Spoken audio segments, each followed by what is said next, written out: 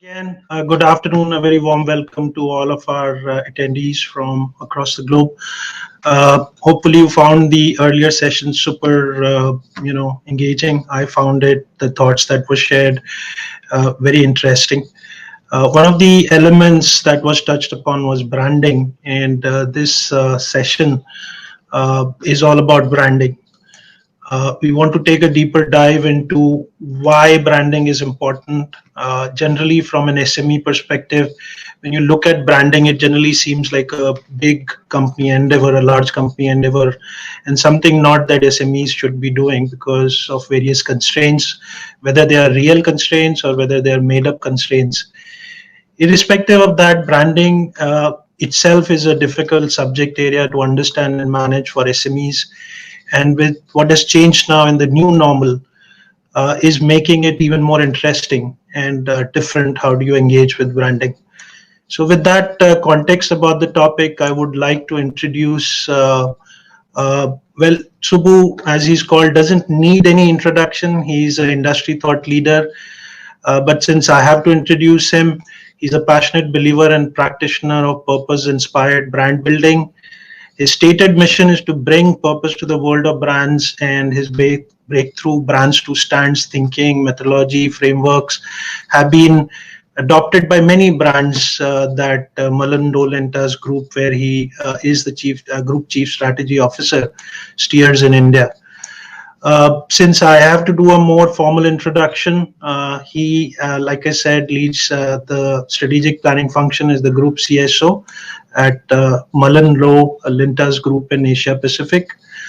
While I can spend next 30 minutes trying to go through his achievements and his individual contributions across the industry.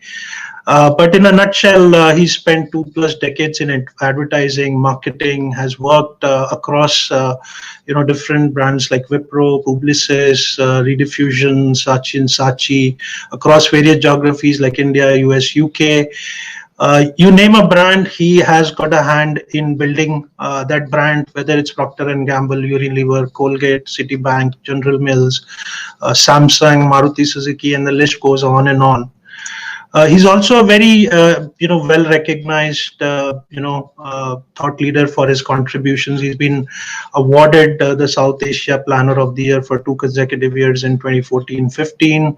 Has authored various, articles and groundbreaking thought processes, and won 125+ awards at the India FE, APAC FE, the Tambuli, the Asian Marketing Effectiveness, and the list goes on. He's also a regular columnist and a passionate academic. He contributes on branding as a guest faculty of 2 of the top-notch IIMs at Ahmedabad and Bangalore. He also, as a guest faculty, participates in world-renowned programs at the Kellogg School of Management at MIT, Sloan, Boston, etc. Pleasure to have him part of the NISC and for agreeing to conduct the workshop.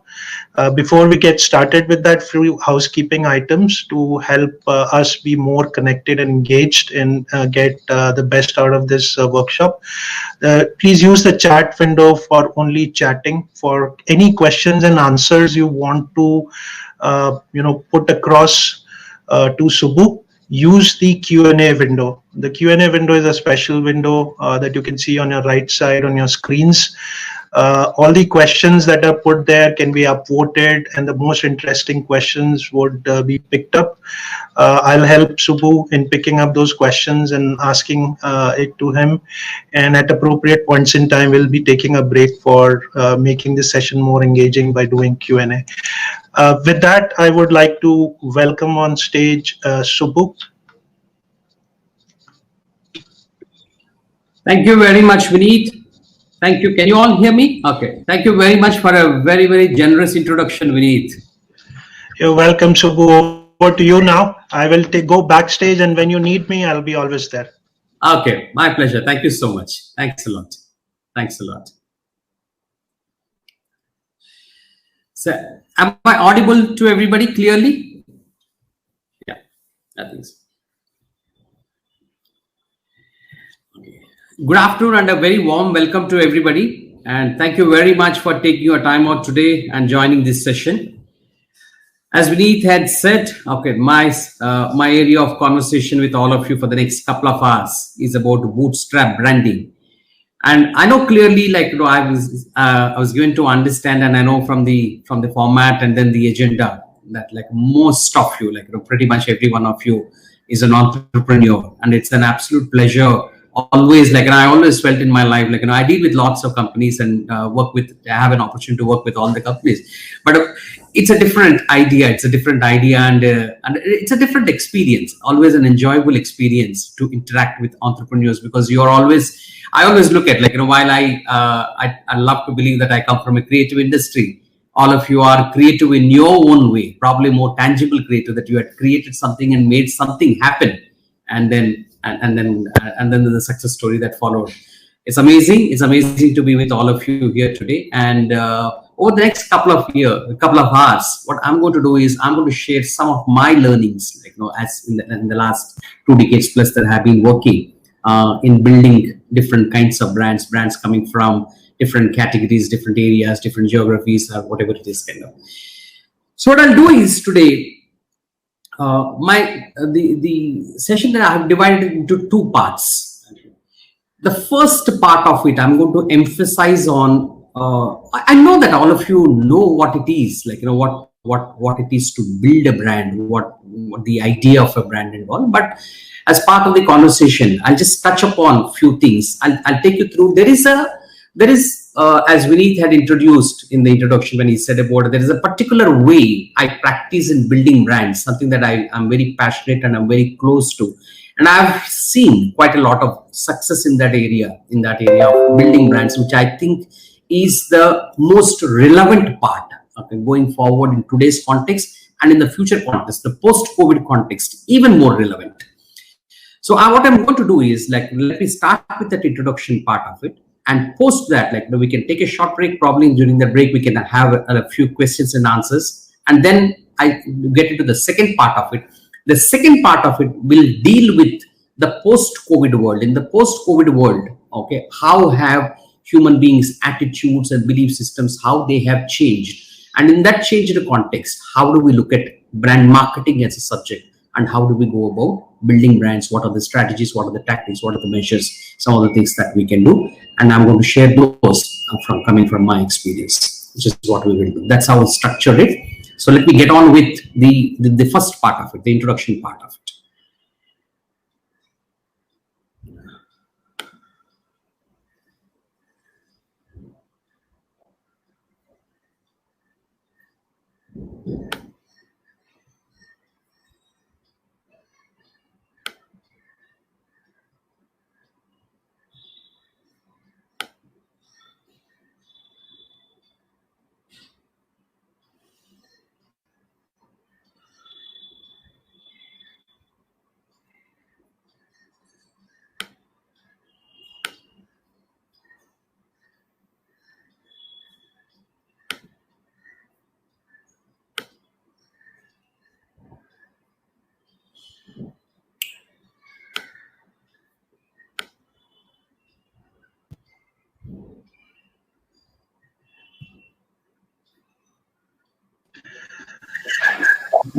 Having some issue of seeing my screen.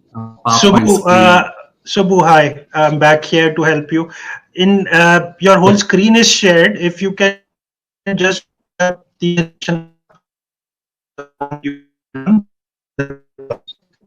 okay. If you just bring up. Okay, now we can see your presentation. If you can just run it. Oh, lovely. That's great. Oh, great. Now we can see your presentation called Bootstrap Branding with some hands. Is that what you wanted to use? Okay, good. I'll go on stage. If you need me, I'll be back again. Thank you so much. Thank you so much. Now let me start with asking you all a simple question. In a live session, probably, like, I would have gone around the hall and asked some of you for your views of what you think is a brand.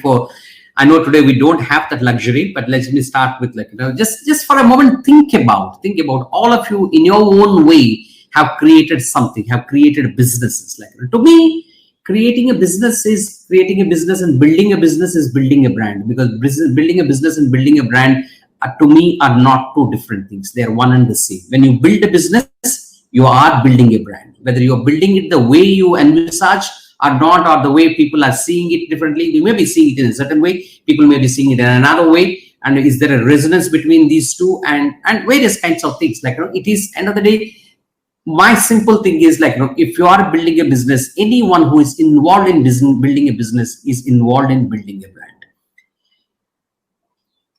The commercial answer, when you ask, like, if some of you, if I had asked, like, probably this is the kind of answer that would have come up. The commercial answer to this question is both simple and very well rehearsed.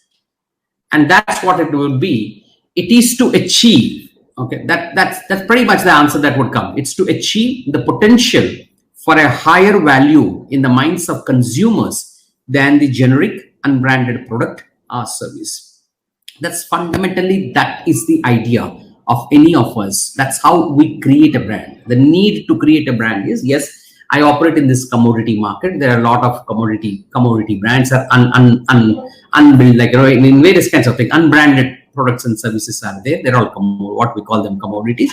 In a scenario like that, there is this idea that I have for a particular product or a service or an entity, and I come and then I try and infuse that with a meaning and with a value, and which goes on to become a brand, a commercial brand. And probably over a period of time, the way I go about it, the way I build about it, the way what the meaning that I infuse into it, and the meaning making that I make with the audience, the way I connect with them, is what will build a certain value. And hopefully that value is what commands a premium for me over the rest of the commodity brands that are floating in the market in that particular category that you operate in. Now just think for a moment. We all know, like, at some point of time, okay, all of us would have tasted this lovely water, or probably we have bought it. And particularly you walk into any of the big restaurants and all those things, the first thing that they do is, like, without you asking, okay, you would find, you walk into any 5-star hotel, first thing they would put on your table is an Evian bottle of water. Okay, and I've faced enough circumstances when you see that, and then you look at the price of it, and then you turn it away and say, like, no, merely, like, no, normal sada pani chalega, like, just give me normal water or another some other water kind of thing, which is not so expensive. Now, when you look at that, why so? Because Evian costs more than the commodity that emerges from the tap. We have all grown up once upon a time. We have just taken water from the tap and we were happy with that. Till somebody came, and then till probably the world started getting more and more contaminated, polluted, and all those kinds of things. People started, all the brands started coming and educating us, saying that no, that water is not good. This is good water. This is hygienic water. This is healthy water. It has minerals in it, and various kinds of education that happened to us. And then we started like, no, there's no, imagine the concept of something like, these are things like basic things, like, food, shelter, water, and all those kinds of, as basic as it. Imagine buying water and then buying an Evian water. Now look at another brand, Dove. Okay, I'm sure, like, quite a few of you use this bar of soap. It persuades us to part with more for its bars than we would for good but unbranded soap. Again, when it comes to, why would we pay that? It's a bar of soap. There's hardly any difference. You unwrap it, yeah, Dove can come and say, like, 1/4 moisturizing cream and all. For a moment you feel it, like, probably one body wash, you feel it. After that, it's the same thing. And why would we end up paying a little more on that? Because we don't even ask a question. It's Dove, so I end up paying a little bit more. Or even if it's a simple example, like, I'm sure, like, a lot of us, like, take shoes, day-to-day wear. Okay. Now, many times I ask the question, many times look at it, like, look at a brand like Nike, and then say, why would you pay 10,000 rupees for a pair of shoes, which is not even leather, it's polyurethane foam? But you don't ask that question. It's Nike. Tomorrow, same Bata comes and gives us the same shoe, same pair of shoes, and asks us to pay the same money. We ask a question, what's wrong with you? Why should I pay so much of money? But we don't ask this, because there's a journey that business has gone through, that the brand has gone through over a period of time. It has created a meaning for us, a deeper meaning for us in our lives, and which is what makes us pay that premium. we love to believe that there is something far deeper, far bigger, far more meaningful than another pair of shoes, which is the same thing, which probably must have been produced from the same material. Now, when you look at that, that's simple explanation of simple theory of branding, which all of us are aware of. We all know the difference between one and the other, why I need to pay more for this and why I don't want to pay more for this. Now, we have reached a stage where I can stick my neck out and say, this gets us only so far today. And this is a game that we had played wonderfully well, and then we had attained whatever we had attained in our businesses. Today, most brands do not anymore compete exclusively with the generic products or services, but they compete with the millions of other brands. It's not that, like, the whole world of brands, the plethora of brands, like everything is, once upon a time, again, going back to where I had started, once upon the whole idea of brand, when you look back and then say, like, how did the idea of brand come into life? Because there are products, there are various products in a particular category. Now, if I have to move somebody, because then I go and create a brand. Okay, this is a brand. This is not just another product. So that's why you got to pay a premium for this. Now, if I take any category, if everything is a brand and there is no difference between one brand and the other, that's what we are facing today. Because, like, we live in a world that is dominated by technology. Technology has come and neutralized everything. Everything is a brand, and then everybody can produce a great product. Everybody can come up, everybody can build a brand in a short period of time. And if there is no difference between one brand and the other, how do I make the distinction? How does the differentiation happen? Because it's a nightmare for classical marketing, because the whole idea of brand is, it's the holy grail of marketing. It's the defender of shareholders' business value. It is a brand and all. And if we don't find a difference between one brand and the other, and everything is the same, okay, how do I make a choice? Now, that's akin to, if I have to draw a parallel, if I have to give you a little analogy, okay, look at this. Like, tall trees, go to a forest. Okay, all of us have been at some point or the other, forest or big gardens and all those things. When you go, tall trees may enjoy a greater share of natural resources than pygmy trees, but this is not such an overwhelming advantage in a forest full of trees, like a forest full of tall trees. Like you walk in, if everything is a tall tree, everybody gets the same sunlight, everybody has the same advantage. Yet, how do you distinguish between one and the other? How do you say this is a better tree and then that? You can't really distinguish. And that's exactly the situation that we are facing when it comes to the world of brands. Any category that you take, how can any given brand earn advantage over other brands? Because you can't say that, like, because I can't say, like, there's no difference between one and the other. Yes, I know that. Okay, there was a time when I had built in a certain way. Now, how do I build a brand? The idea of building a brand will always exist. As long as transactions exist between people, as long as, like, we try to create relationships between the product and the services and the people who buy into them, the idea of branding will always exist, will always endure. Now, how do I? Because there has to be an evolution in the way we have built brands. It can't be the way they were built 60, 70, 80 years ago when the whole idea of brand management came into practice. Again, here, the answers are well rehearsed, but they are not so simple, at least not in practice. Theoretically, you can make it sound anything, but definitely not in practice. Now, advantages may be pursued by means of a whole range of disciplines and activities. Because I've seen in my life, like, dealing with a variety of companies, like we used to say, this company is better than the other company because they come with, this brand is better than the other brand because it can do better things, because it has better consumer understanding, or it is better at innovations, or it is better at segmenting the market. Okay, all of us, like, when we do businesses, like, we look at the whole audience and then try and do a segmentation of this, and then this is the segment I would like to go after, or this is the cohort that I would like to go after, and this is how I found. New distribution channels, and some of the best FMCG companies in our country we have known, like, they thrived in a distribution-led world. Now, the whole thing, the Amazons and the Flipkarts and all those kinds of Mintras of the world have come and neutralized that, completely neutralized that. Now, bundling, packaging, design, communication, service initiatives, pricing, every aspect, like, you can pick up multiple arms of marketing. Everything that marketing can throw has thrown, and everybody has done something or the other in their own way, trying to gain advantage over the other. Either I'll get a distribution advantage, I'll get a better consumer understanding, or I come up with more innovative products, or I have better design, or better packaging, I'm better at communicating with the people, or better service initiatives, all those things. Like, mark my word, everything has come to a knot. That's the reason why we are in this situation today, because you don't really know.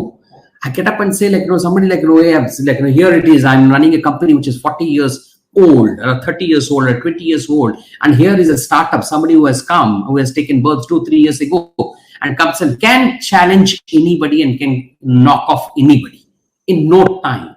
All those established norms, practices, and everything, theories that we have made out of the whole idea of brand management, everything has become questionable too. Everything is questionable today. I don't really know. And that's the beauty of it. And that's what we have seen. And particularly in the last 10 years, like in our own market, in our country, and look at it, and the global market, anywhere you look at it, the whole world of brand management has been violently shaken up.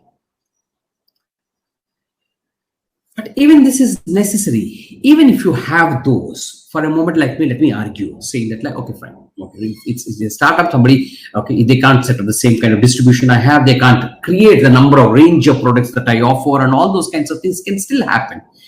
But even that, it's just necessary to keep up, let alone forge ahead. You just cannot. It allows today, all those established brands, established companies, because they are under threat, because it's just allowing you to stay ground where you are. It is not giving you any distinct advantage. We are all experiencing that. I'm sure, all of you have been marketing, have been buying lots of things on Amazon. Look at the number of Amazon's homegrown brands that have come up. Everything is a damn good brand. I can't argue this versus that and all those kinds of things. What would happen in any category that you take?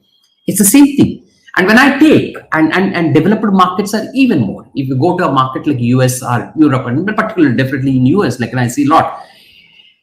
One, the giant brands and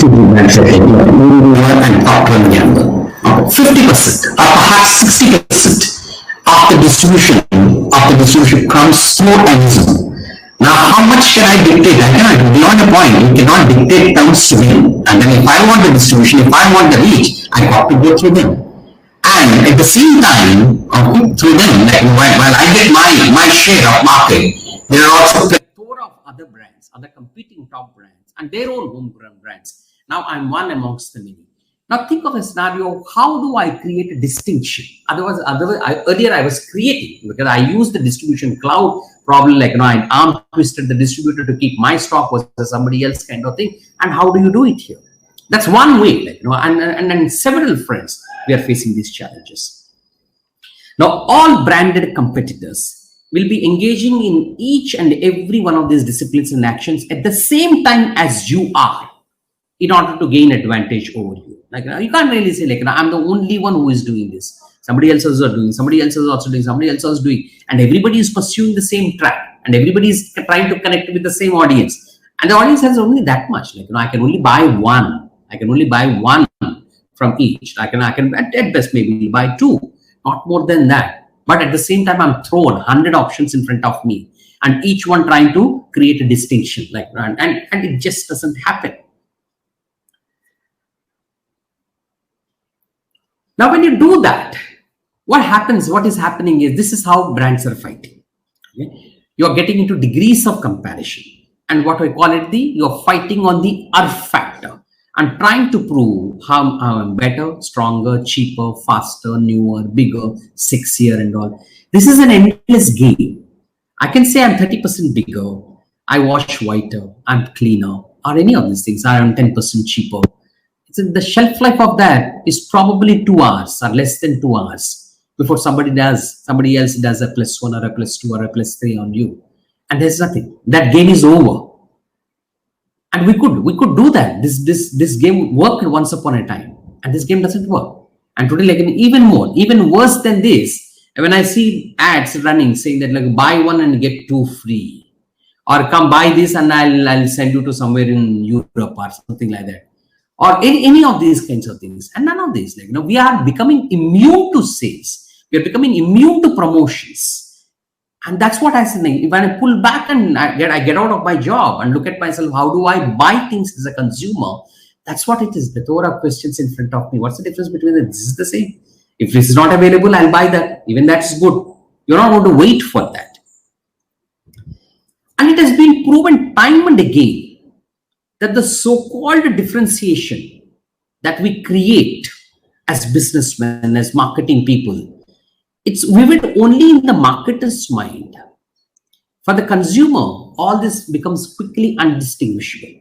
Okay, there's no difference. I don't see any difference between one and the other. They're all the same. They're all the same. To get, I'll give you a simple example, like a simple thing like how does our day begin? Our day begins by, we're brushing our teeth. A simple thing like an act of brushing teeth. When I look at it, life was a lot simpler once upon a time. Okay, if you had to go and buy a toothpaste in the market, there was a Colgate and there was a close-up. Probably there was another Pepsodent or something like that, and 2 or 3 brands. It was a lot simpler. You just pick one and went back. Today, if you walk into a good stores or you stay online or you browse through online, one Colgate itself has 30 plus variants. And it's nightmare. Like, how do I make a choice? And the issue is all of them are good. There are no bad products left in the market today. Any category you take. If you are a bad product, you won't even have a place in the market. Once upon a time, we bought inferior products in our market because we didn't have a choice.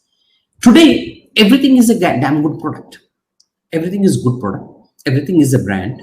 And then when I walk into a store or I browse online, I still have to make a choice between one and the other. What do? There's no difference. You don't find. Like, you're immune. You just say you're in an auto mode. I just go and pick one. Whatever catches my fancy at that point of time. If I'm walking into an outlet, whatever catches my fancy at that point of time there or online.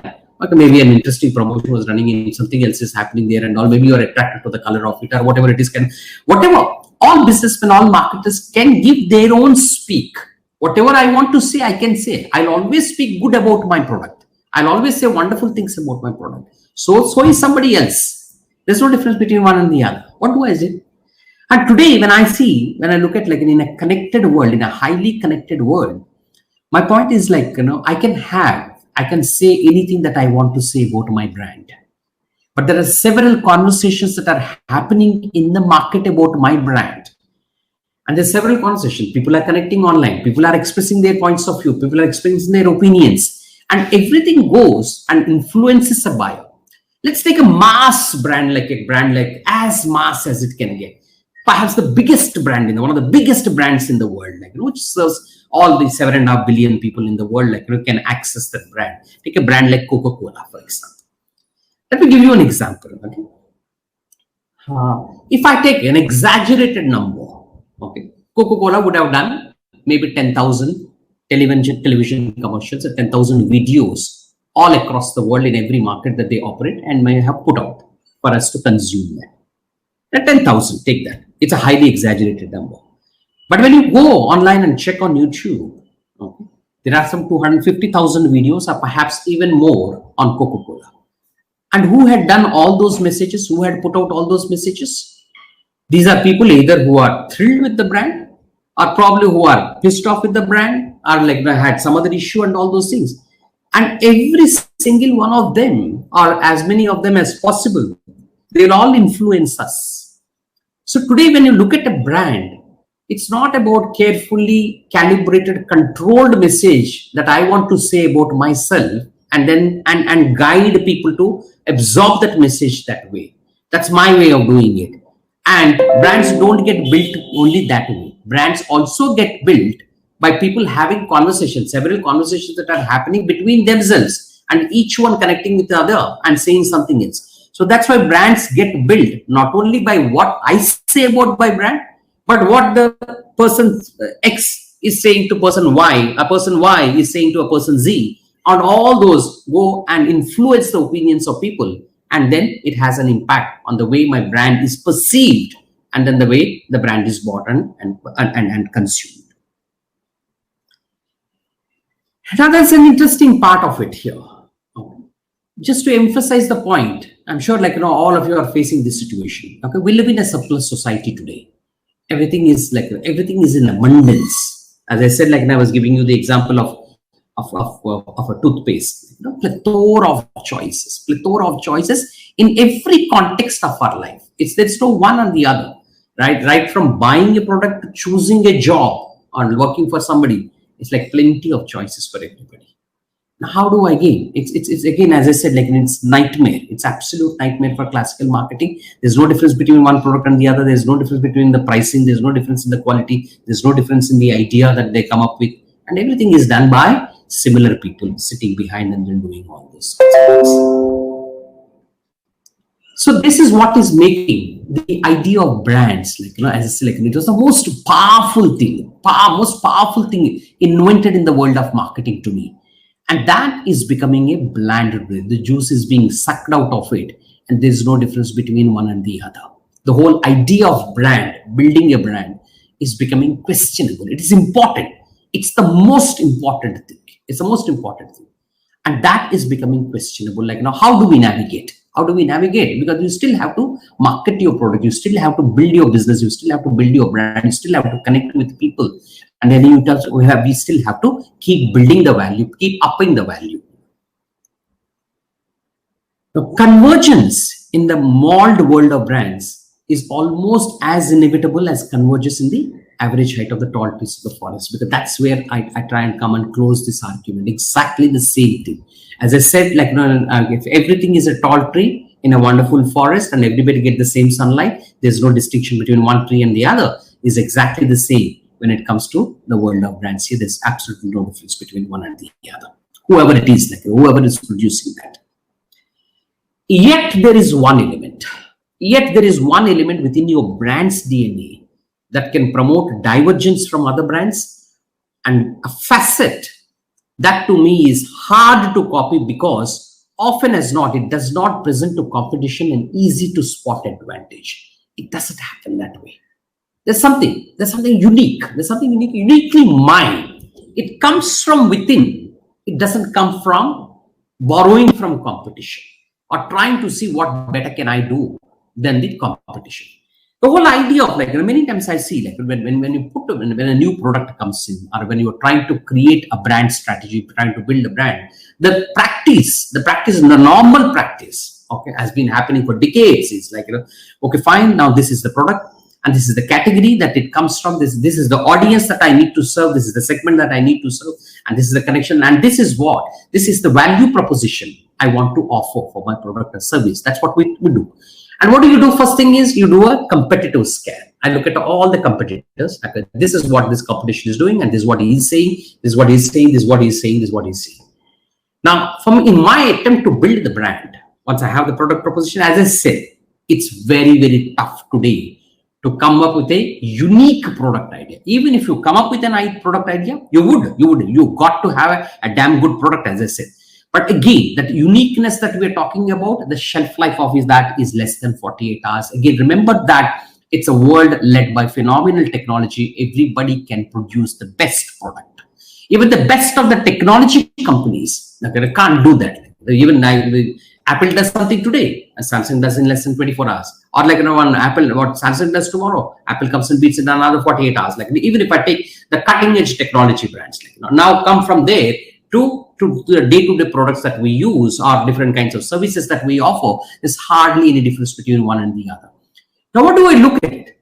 The usual practice, as I said, look at the competition, and what is the competitive advantage that I can offer over competition. That's what we have grown up. Michael Porter taught us, competitive advantage. We all said, oh, what? This is my competitive advantage. This is my value proposition, that I offer, and nobody in the market is offering this. That's how we used to say.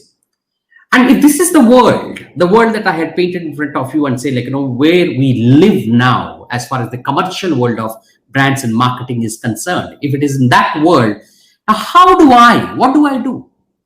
If there's no difference between the four players and the one that I have, and they're all the same, the idea is not to look at the competition, not to look. Yes, I'm aware of what the competition is, The idea is not what can I say better than them. There will never be a scenario of you saying, being able to say anything better than them. There's nothing, again, it goes back to that factor. Get out of the degrees of comparison. Is there something that I can do uniquely, which is uniquely mine? For that, we got to look at inside us. It's like exactly like people, all of us as people, right? Like you, suppose any of you all run companies, you all, suppose you walk into a campus to recruit people. They're the people. Look at the students. They're all the same students coming from the same institute, taught by the same teachers. They have read all the books, same books. What do we do? How do we make a distinction between one and the other? Now, from a student's perspective, if they start saying what can I say better than him, what can I say better than her, and all those things, not I need to say something which is uniquely mine. This is what I can bring in uniquely mine, and that comes from within. It comes from within. It doesn't come from borrowing from the external. So what is this? Elusive, mercurial, and apparently sacrificial quality. Okay, I'm using the word consciously. It's a sacrificial quality. What I mean by sacrificial is I got to give up on something. Because the tendency is I'll tell about 10 things. These are the 10 things that I want to say about my brand. And remember, people as people. Okay, now and forget for a moment. Let's forget that we are business people. And if I start looking at myself as, am I interested? I have many other things to bother in my own life, rather than thinking about that brand and the 10 things that brand is saying about itself. No, I'm not interested. People will not be interested there.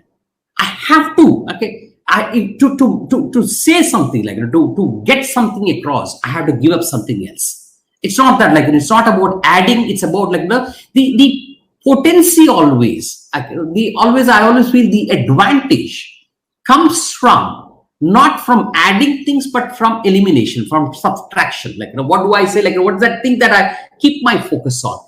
That's why what I call it, it's don't look for a competitive advantage, look for a distinct advantage, which is distinctly mine. It comes from within, it comes from me. This is what I can do distinctly. And it's like coming from, it's like your soul. Everybody can copy anything of yours, but nobody tries to copy, because somebody can copy everything that you do. Okay, including that, try and wear the clothes that you wear, to look like you. But nobody can copy your soul, because that's unique to you. It's the same logic when it comes to brand. Our brands are exactly like human beings. They think and feel the same way. Okay, there's no thing about thinking for the brand. Human beings can think. I can use my brain. Brands are all about the feel factor. It's all about feel. How does it make me feel? Because there's nothing tangible about it. It's an idea that exists. It's to me, it's the most expensive real estate in a consumer's mind is the idea of a brand. So that idea, that I'm calling it the purpose of the brand. Do your business, does it have a purpose? Does it have a point of view? What is the stance that you are taking? So that's why when say it is not, don't look for a brand, try to become a stand. And I mean brands to stands is the shift I would like all of you to make. What I mean by that is, what does my brand stand for? What do I stand for? It's about, it's a declaration that you make about yourself. It's a definitive statement that you make about yourself and standing for that. Let me talk a little bit more on that.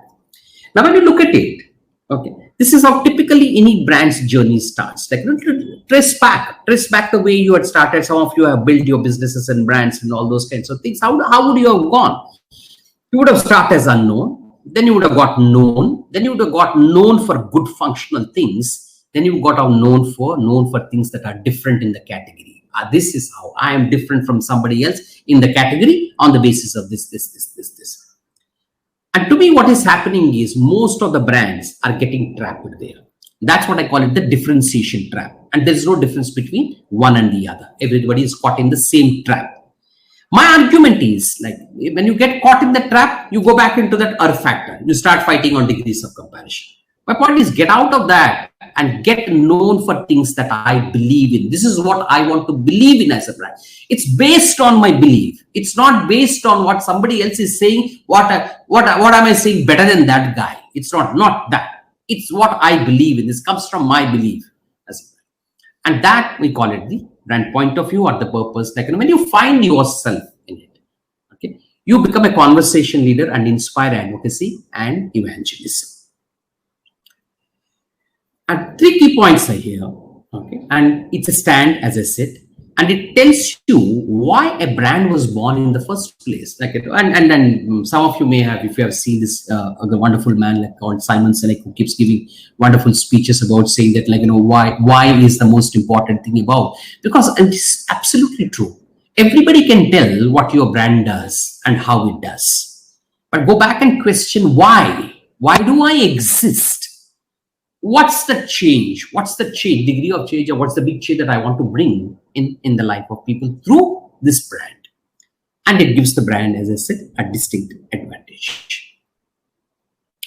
So if I have to define that, okay, to me, a brand's point of view as a purpose is a brand's declaration of what it believes in and why it behaves as it does. Okay, this is how, because this is on the basis of that. Because that why is what I'm bringing into, I'm making it happening through every practice of mine, through whatever I do, in every form of connection that I forge with my audience.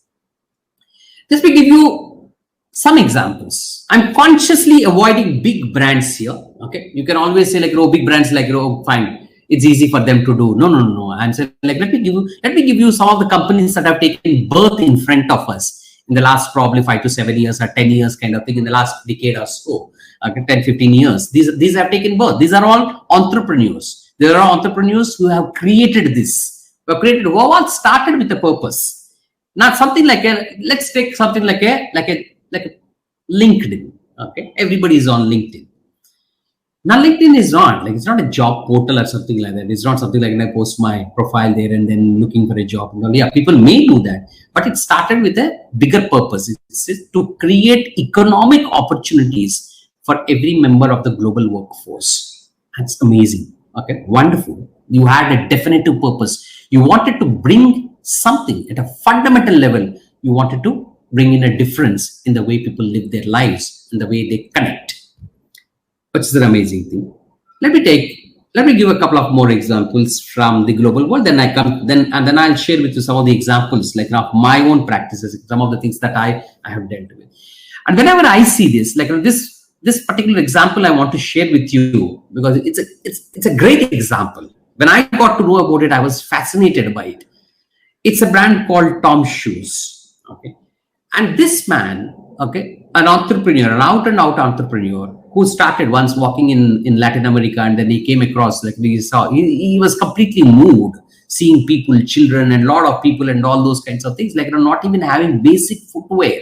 And how lack of that is actually creating huge problems, health problems, various other problems, and all those kinds of things. And his whole idea when he started this is like, 1 for 1 is the idea. You buy a pair of Tom shoes, one for every pair of Tom shoes that you buy, a pair of shoes goes free to somebody who is deprived in some part of the earth anywhere in the world, primarily children, if not, and even beyond children. And I thought, like, it's beautiful. Like, when somebody, when I 3 years back, and I attended a conference that he was one of the speakers, and when somebody asked him a question about the business model, what's your business model? And he said a fascinating thing in 3 words to me, which I have never heard till then. He said, giving generates revenue. That's what I believe in. Like, and it's a highly profitable enterprise, very, very profitable enterprise. And for me, and if I walk into this store, and then I see, like, and if I know the purpose behind this brand, how it has taken birth and what he's serving, what he's doing, I would love to. I don't mind paying something more because it's going for a bigger cause. There is something far deeper than the economic unit of transaction that I'm expected to do. And another great example, this is a relatively new example in the last 3-4 years, somebody who was inspired by the shoes, the shoe company, he started, like by Tom Shoes, he started something called the Vapi Park. It's again a similar scenario. Millions of people in this world do not even know that they have a defective eyesight, and leave alone being able to, they're not even in a position to afford a pair of glasses. Again, this is wonderful. For every pair of glasses you buy, a pair of glasses go free to somebody who is deprived of a pair of glasses, who doesn't even know that he needs glasses. Like, this is another great example. I thought, like, I'm consciously showing you more inspiring, provocative examples they are, okay, which I thought is like, when you have an idea, when you are led by something far deeper, that your reason for existence is to make a fundamental difference to the lives of people in this world, and that's led by a why more than the what and then the how. I think you're always geared for something much bigger. This is another brand, one of my favorite examples, like, because I have been closely associated with this for the last few years. I love this brand. And this is an entrepreneur, again, an entrepreneur who worked in a giant company, worked in Coca-Cola Atlanta, and coming back to India and then taking an idea out of our own culture and out of this own market and actually creating a brand based on a belief that memories are the timeless treasures of our lives. This whole brand was built on nostalgia. Okay, drinks and memories is what we use, and it's completely built on nostalgia. And wonderful, it went on to create an empire, and which runs on its own steam. And this idea stays intact. Like, this idea hasn't been vacated. It faced the toughest of the challenges. It continues to face, but you stick by what your foundational belief of the brand is. It's based on a belief. Similarly, another brand, some of you would have dealt with this brand. Again, when I worked with this brand closely, is relationships thrive on shared beliefs. Okay, it's again, like, I thought it was amazing. Okay, for an online matrimonial company, like, this is a personal exercise that I had done about basing the brand on a belief. Relationships thrive on shared beliefs. Yes, you and I have shared beliefs, and then that's what brings the relationships, like, it brings up the magic in relationships. And the whole brand is built on the basis of this platform idea. Similarly, another business that I have worked closely on, okay, again, this is something that had taken birth in front of us. And post-COVID, the relevance of this business is even higher. When you talk about Byju's, when teaching doesn't exert pressure, learning will be a real pleasure. That's the stance that we have taken on this brand. And then the whole work that gets created, that's how this brand is built on. Of course, it has a lot of competitors and all. But Byju's, definitely, I can stick my neck out and say there is a distinct territory that it has occupied in the minds and hearts of people. Like, again, let's write an example saying that these are all entrepreneurs. It doesn't have to be an established brand for you to embark on an exercise of purpose and build your brand that way. You can be a startup. You are like probably 5 years old, 10 years old, 15 years old, or a highly established brand anywhere in the world. This is an idea that cuts across any age and stage of every brand. Okay, and when you base your thinking on that, to me, that gives you a distinct advantage. Another brand, again, a shoe brand coming from Kerala. Okay, this is an exercise that personally I have worked on 2 years back. Like, it's a relatively new brand. It's 4 or 5 years old, and feet feel restless when they are rested. It's a brand aimed at young India, middle India. It's not. You don't find this brand in the big cities and all those kinds of things. Largely middle India, heartland brand. Again, like, wonderful. It does, like, it's based on a belief.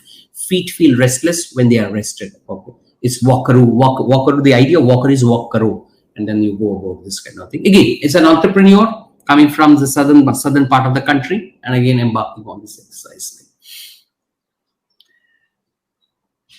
So I will end this part of the presentation, the first part of it, with this wonderful statement that a quote that I came across some time back. This is Satyanadilla. He said, "Purpose is the point, profit is the result." And coming from Microsoft, we know what has happened to Microsoft in the last 6 years, ever since this man had taken. There was a certain way, Bill Gates built it. Like, of course, he was a huge visionary, and he had seen that, like, that there has to be a PC on every table and all. He built it. Again, always remember, what got us here won't get us there. And that's something like, our post Bill Gates and then Steve Ballmer, and Satya Nadella acknowledged that we live in a different world. We are doing business in a different world, a different kind of generation, different kinds of minds, a different kind of audience coming. And for that audience, again, it's a different ball game. Like, how do we conduct ourselves? How do we do business with this audience? And how do we build? What is it that we take forward into the future? And purpose is the point. Yes, it's again, purpose again, as I said, it's not a charitable thing. And to me, don't think like, I never ever mistake that like somebody, any business embarking on purpose, it is something in the realm of like some top layer zone, and only big brands can do it, or it is only in the interest of, no. Purpose is part of my reason to buy. You never lose sight of business. We are all businessmen. End of the day, I have to sell something, and people have to buy something from me. And purpose, it serves as part of the bigger reason to buy. People will still have to buy. Okay, only then. Okay, that's how it is. You always have to see a connect between the purpose that you are tracking and what is my delivery mechanism. My delivery mechanism has to be my product or through my service. That connect has to be there seamlessly. Only then will it be operationalized and will it be brought to life. So great thoughts, Subbu. Great thought. Sorry, yeah. I mean, is it a good time to take questions now? I just wanted to check. Yes. Okay. Now, do I stop sharing? No, you can continue on the slide. Keep it like it is. We've got some great questions, and by the way, great introduction to branding. It was a great insight into what goes in choosing your strategy around branding, and some of the nuances that you shared and experiences and great stories. So we've got some questions, and I do also have some questions, but I think what the audience is looking forward to also understand from you is that, among the things that you've been sharing, if you can, one of our attendees wants to know that what would be the most important factors to define our product branding strategy? Is it everything that you just talked about, or do you think there are few key ones among them? What would you have to say to that? You're saying about the product branding strategy. Most important factors to be considered when defining the product branding strategy. Yeah, the first thing is like, the most important thing is you've got to have a damn good product in hand. That's where the journey begins. Your product or service, whatever we are offering, that product has to be damn good. Remember one thing, like, the key point that I had said is today the audience are the kind of audience that we serve, very, very highly aware audience, highly aware, everything they know about it, knowledgeable audience kind of thing. And they can make out in no time, okay, is it a good product? Your product has to be good, and there is no compromise on that. Only when you have a good product, and then the next part can start. That's the primary thing that I would say. On top of that, now this is the product. Now, how do I connect this product with my audience? And that's where the idea of brand. I mean, end of the day, like the simple, very, very simple, in one word, if I have to summarize the idea of a brand, it's a relationship. It's a relationship that I form with the audience for whom I want to serve this product. And that relationship, if it is based on a purpose versus a proposition, okay, that's what the big difference I would say is, like, more than a proposition, the shift has to be a purpose. And that once you have that purpose, and this is about, like, why do I exist? Like, this is my reason to exist. Okay. And if I can make my reason to exist, the reason to exist for the audience also, and that's where I have a great match happening. My belief and the audience belief make a match of it, and that's when we have a great connect. It's wonderful. Thank you. So one of the other questions that has come up from the audience is that generally, there is a stream of thought that, people talk about that one strategy is when you do less with more, or you do less. So no branding or a minimalist kind of branding is a good idea to create differentiation. So the Jinal who's asking the question wants to know that how do you decide between this? Like, what do you really take into account? Do you go minimalistic? Do you go heavy? So if you can address that question. Yeah, sure. Great. Lovely. Very, very, very good question. Now I'll give you a context, like, because in today's context, today's and future context. Okay. Now, when I talked about, one of the first things I want to go back and just to your question, little background I want to give you, and then I'll come to how we need to go about today.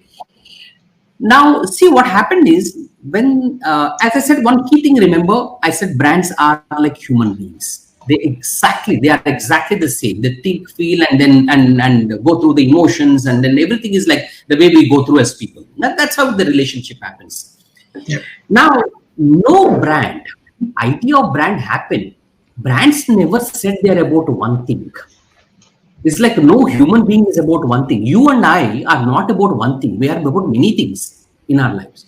What happened was when it had to be communicated through mass media, because it's very difficult for me to say 10 things about a brand. So mass media forced the brand marketers or the marketing people, the businessmen, into saying one thing. You say one thing about the brand. Don't say 20 things.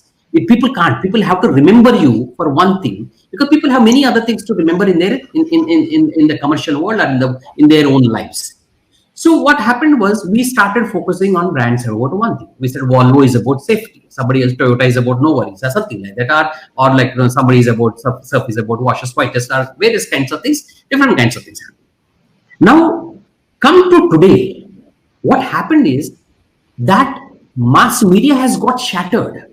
I don't know what is mass media. Do you call YouTube as a mass media? Do you call Twitter as a mass media? Do you call Facebook as mass media? Or do you call some particular channel as mass media? There's no concept of a mass media. But first, we can still say television is still the dominant medium and all. But we're coming across a different generation of people, dealing with a new generation of people who are very, very different. If I look at the audience today in our country, 1/3 of our country, 33% of our country are generation, Gen Z, we call it them. These are people born post 1995.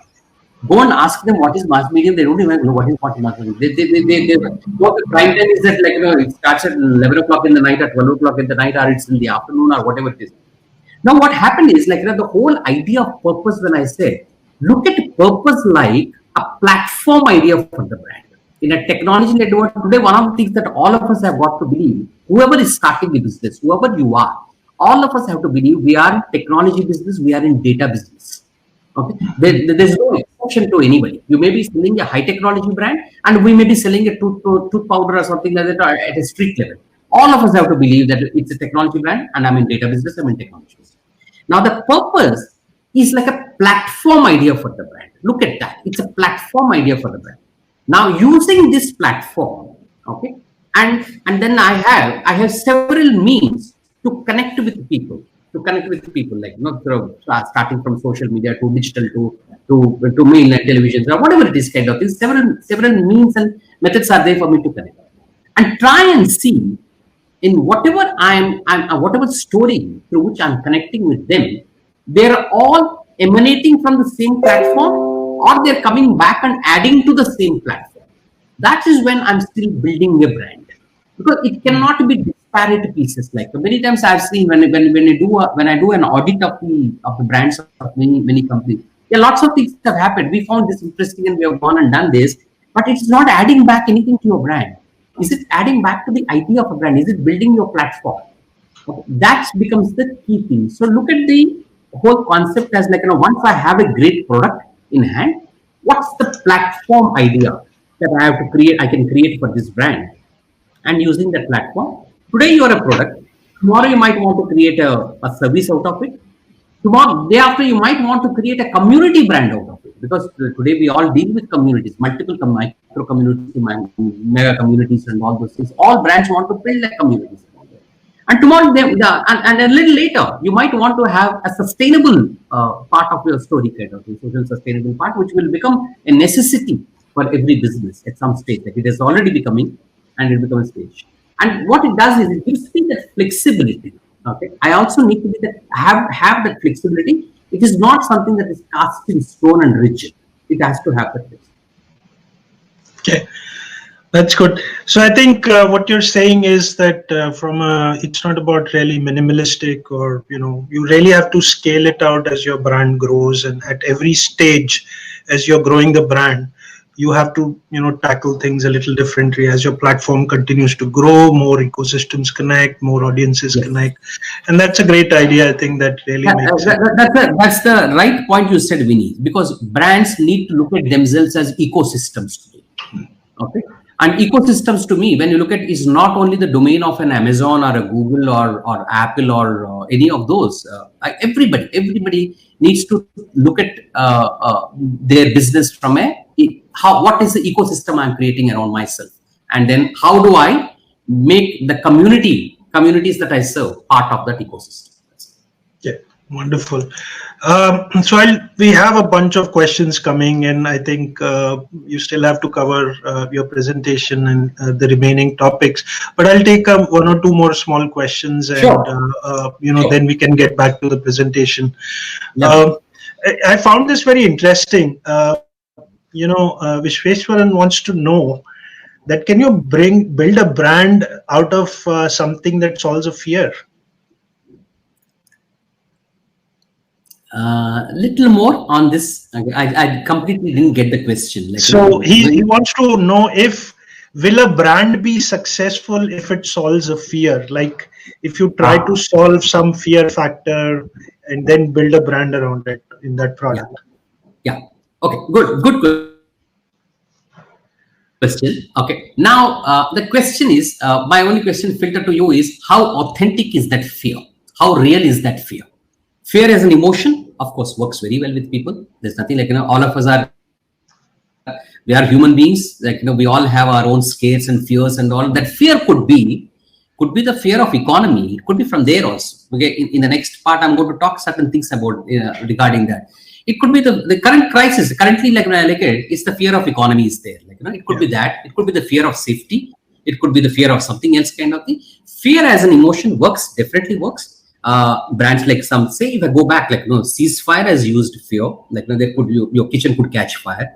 Dettol uses fear very well. Dettol makes us believe that the external world is very hostile, and then this is how I'm giving you a protection from that, or a life buoy or any of those. But it has to be genuine and authentic, and it becomes very important. If it is not genuine, and then people will see through it. That it's a fake fear that we're trying to do. And all. As long as it is genuine, authentic, definitely works. Definitely works. Subbu, on this, I have been involved in selling, and sometimes I was told and I was coached also that a good tactic to branding and selling is also the fear of missing out, the FOMO, the acronym, right? And would you call that a genuine fear, or is that a feeling? Because I have seen sometimes it works and sometimes it doesn't, but the fear of missing out definitely helps build brand. Yes. Like, there is two things. The fear of missing out, it does work to a certain extent in some cases, but it is not, again, it's not something of permanence, Vinith. Like, and today with the younger people, there's a fear of missing out, like, somebody is getting that and all, or in terms of whether it is about gain, it could be anything. It could be from a simple thing like an online platform which is about just got to do with the knowledge. Like, the two of my friends are learning something a lot from there, or fear of missing out, I might want to go and enroll myself in that. From that to like various kinds of things, from lifestyle things or various kinds of, there will be, it does act on people, but it is not a behavior of permanence. Like, I would say it's just like it's one of those fleeting things. No, wonderful. So there are many more questions audience wants to answer you, and very interesting presentation. So we'll let you get back to your presentation. Thank you for taking these questions. I'll come back and maybe engage with you, and spend some more time on questions. Lovely. Vinith, I have to do one thing here now. It's a different presentation I'm going to hook up. So I will stop sharing this one and then again add that one. Yeah. Okay.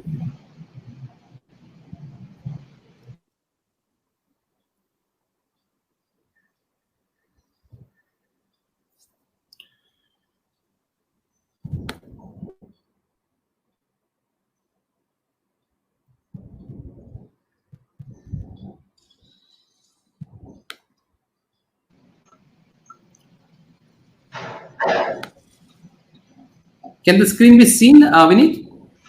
Not as yet. You will have to do the same things at the bottom. You would see a screen sharing option. Yeah, I did that. Please tell me now. At the bottom, if you will go, there are 3 buttons. If you hover around the bottom part of your window, there's a button for turning share on screen. and off. Yeah, share screen. So if you press on that, it should walk you through the options.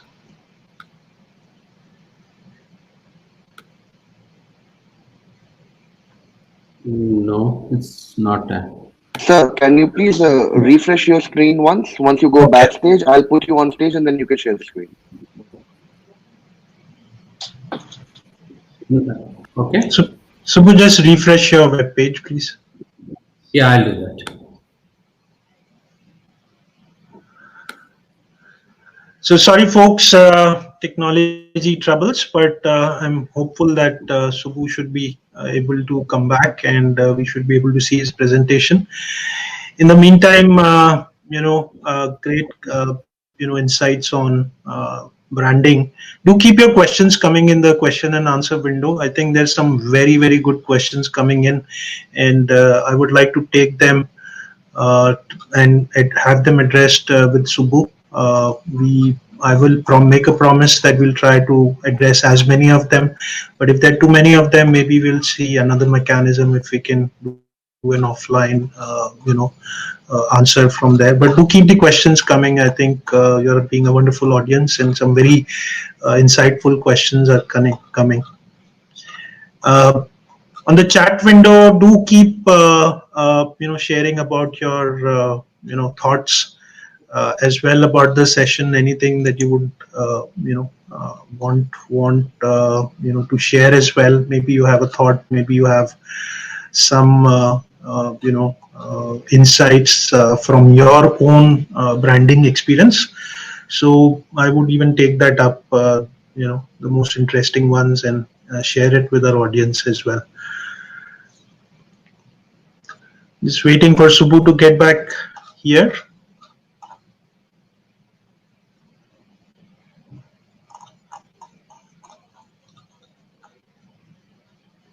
Just another word about our sessions. I hope you have been able to see the schedule, and you would have seen that we want to.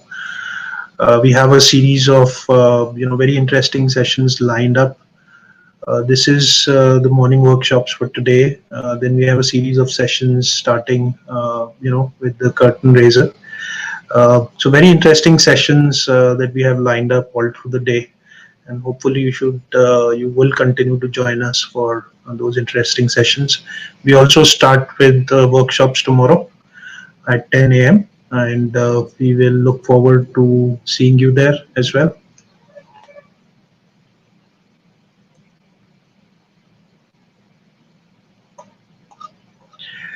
I just request my backstage support team, our wonderful organizing committee, to just let me know what's going on. It's a little bit of a big pause. I hope we are able to get Subbu back soon.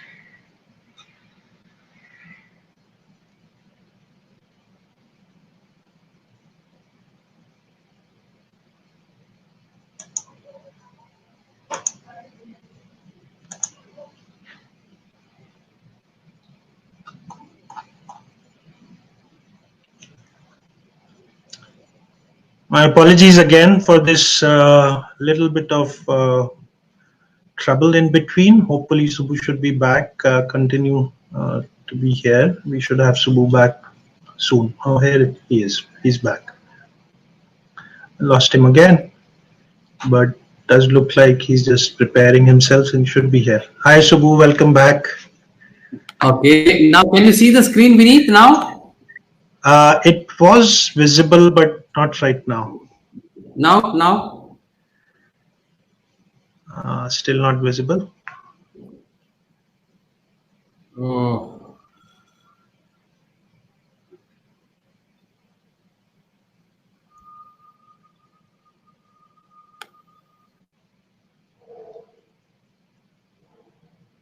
Okay.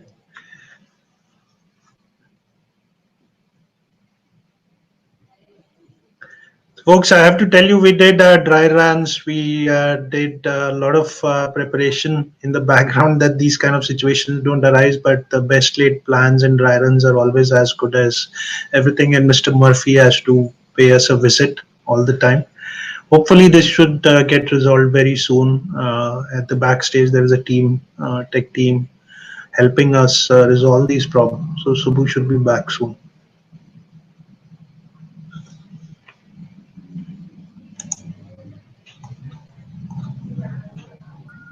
Yeah. Now I can.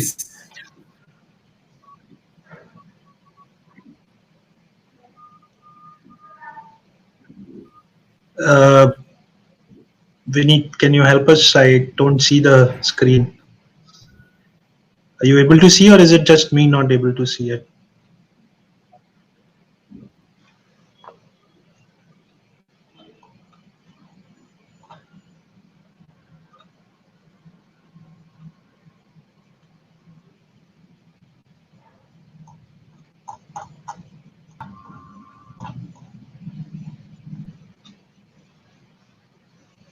So while we are waiting for this to be fixed, and hopefully it should be fixed, I'd be very curious to know about, we are SMEs and we have our own branding experiences. We've been in the business for long. Maybe, some of us are new to the business and some of us have been in the business for longer. So maybe in the chat window, it would be good to hear from all of you, because that's our primary mechanism to interact with the very large audience. So any interesting tidbit experience about branding from your own journey, if you want to share, perhaps we can take this time to share those tidbits from you, and I'll replay them out as I'm receiving. And if you're still in a state of break, then I will replay and share with them, with everyone. So keep them coming.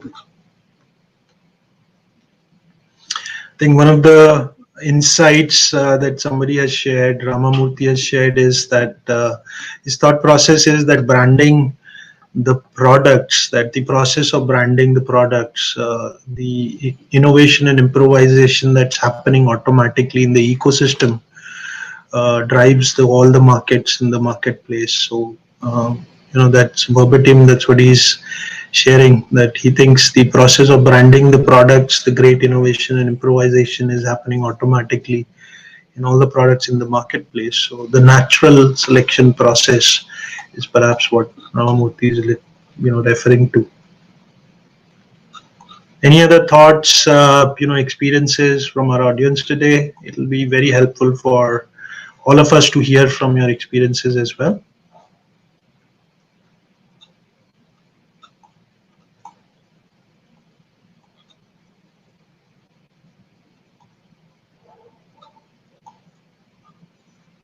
I can share from our own experiences with branding, and I happen to be in the business of software products, IT products. So one of the things that we've been doing very well is that in the current situation for our products. Okay, Subbu is back. Yeah. Now I can share screen, right? Now I can. Sure.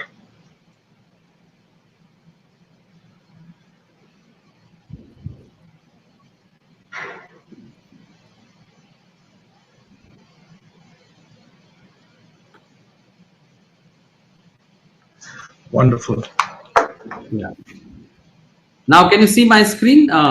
We can see your screen. If you can bring up the presentation and keep it in the run mode, we should. Yeah. Absolutely. We are here. Thank you very much. Thank you. Thank you. Thank you. Over to you, Subbu. Go ahead. Yeah, thanks a lot. My apologies to all of you, all the viewers. Please, I'm very sorry, because it's strange, like when you get caught in this kind of technology. Okay, now that we have gone through the first part of it, the whole aspect of how do you build a brand and how do you build a brand in today's context and in the future context when you look at it and all those kinds of things, at a fundamental level, what do we need to keep? The idea of a brand, like as I said, you've got to think about a platform idea for the brand, and that platform idea comes from cracking the purpose of the brand and how do I bring it alive by creating an ecosystem around me and then serving the audience that we want to serve. Now that's the backdrop of it.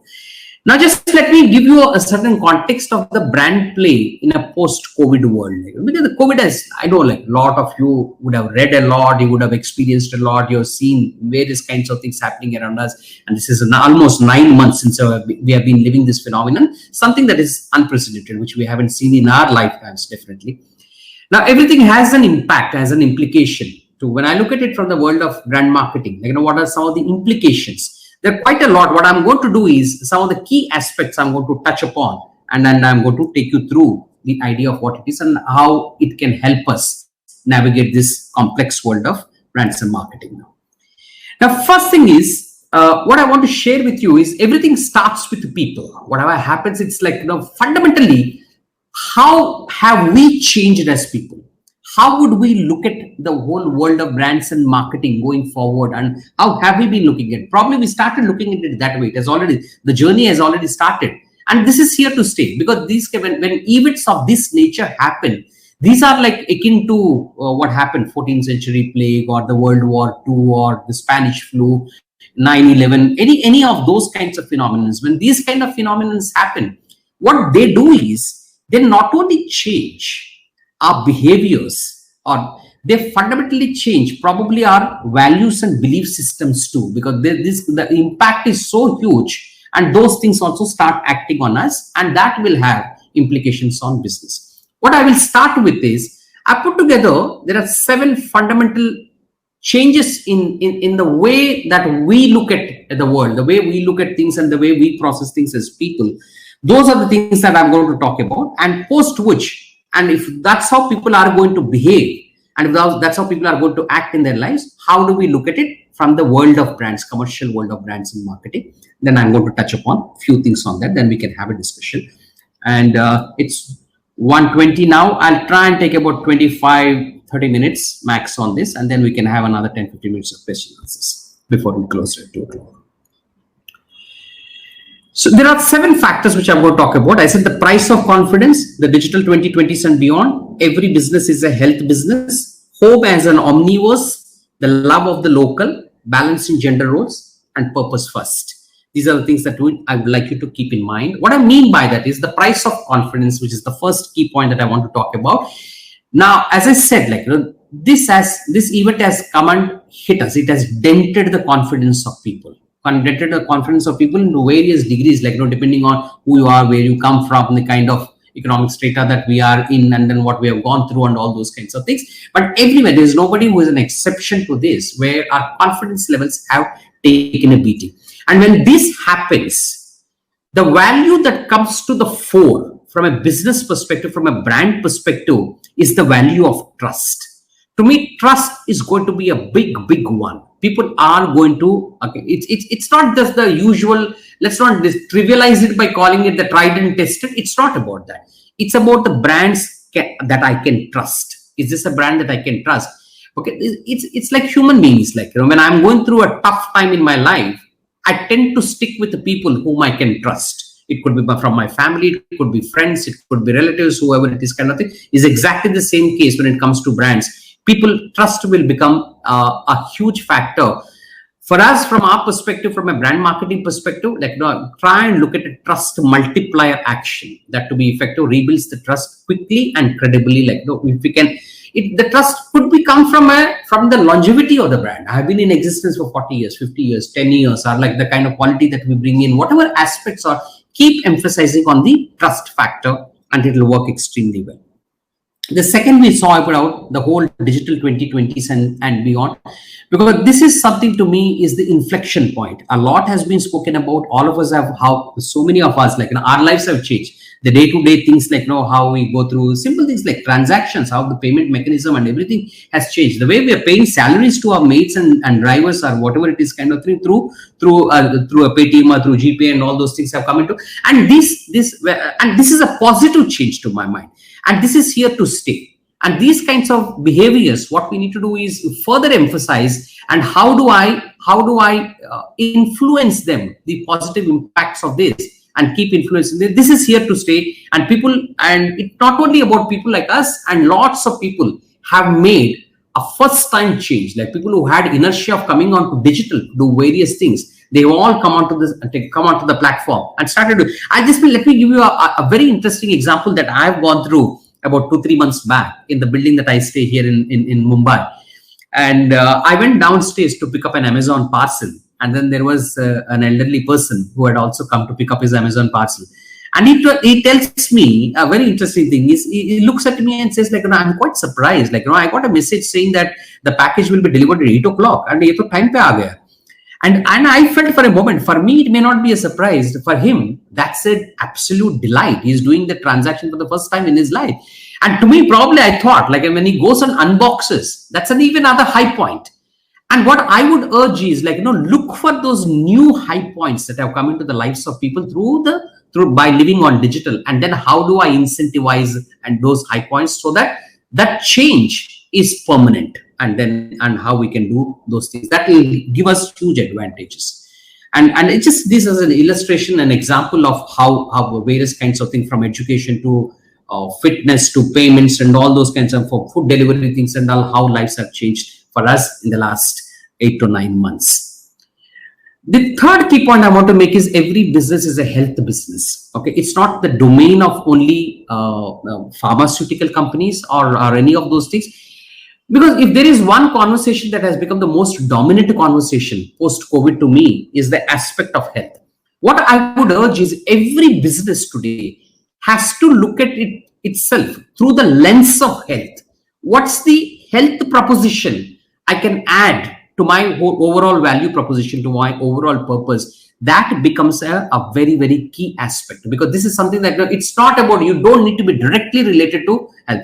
Now we are seeing that, right? Like, starting from Amul Doodh to chai to various kinds of things, everybody has brought in a health perspective into their product or the service, and then say how it can benefit. And this is a thought I would love to leave with you. Like, whoever you are, whatever business you are in, try and see what's the health proposition. Is there anything that either you can do it directly or you can do it in collaboration with somebody? Because today it's all about not competition, it's about collaboration.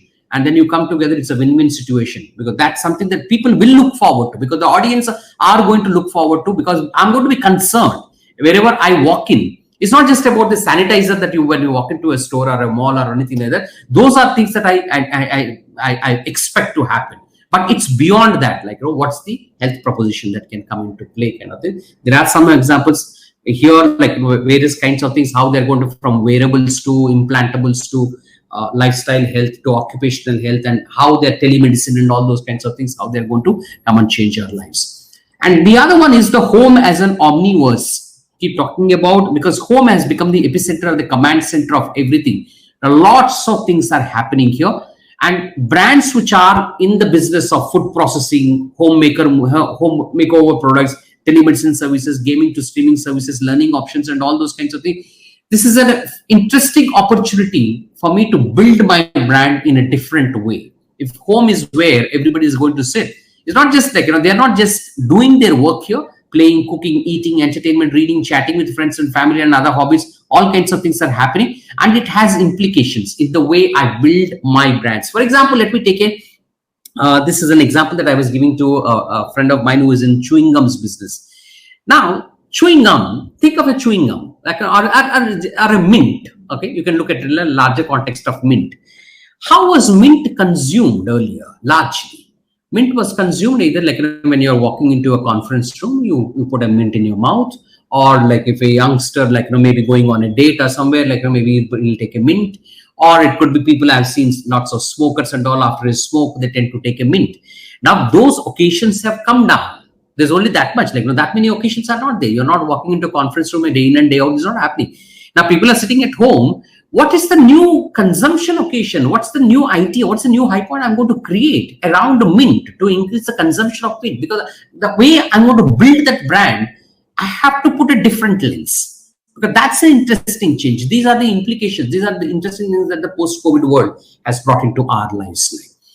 The other one is the love of the local. Okay, love of the local. I'm not just talking here some Atmanirbhar part of and all those things. I know the government keeps pushing that agenda, but there is a fear factor. One of the things Vineet asked me about the fear in the question answer session in the earlier part.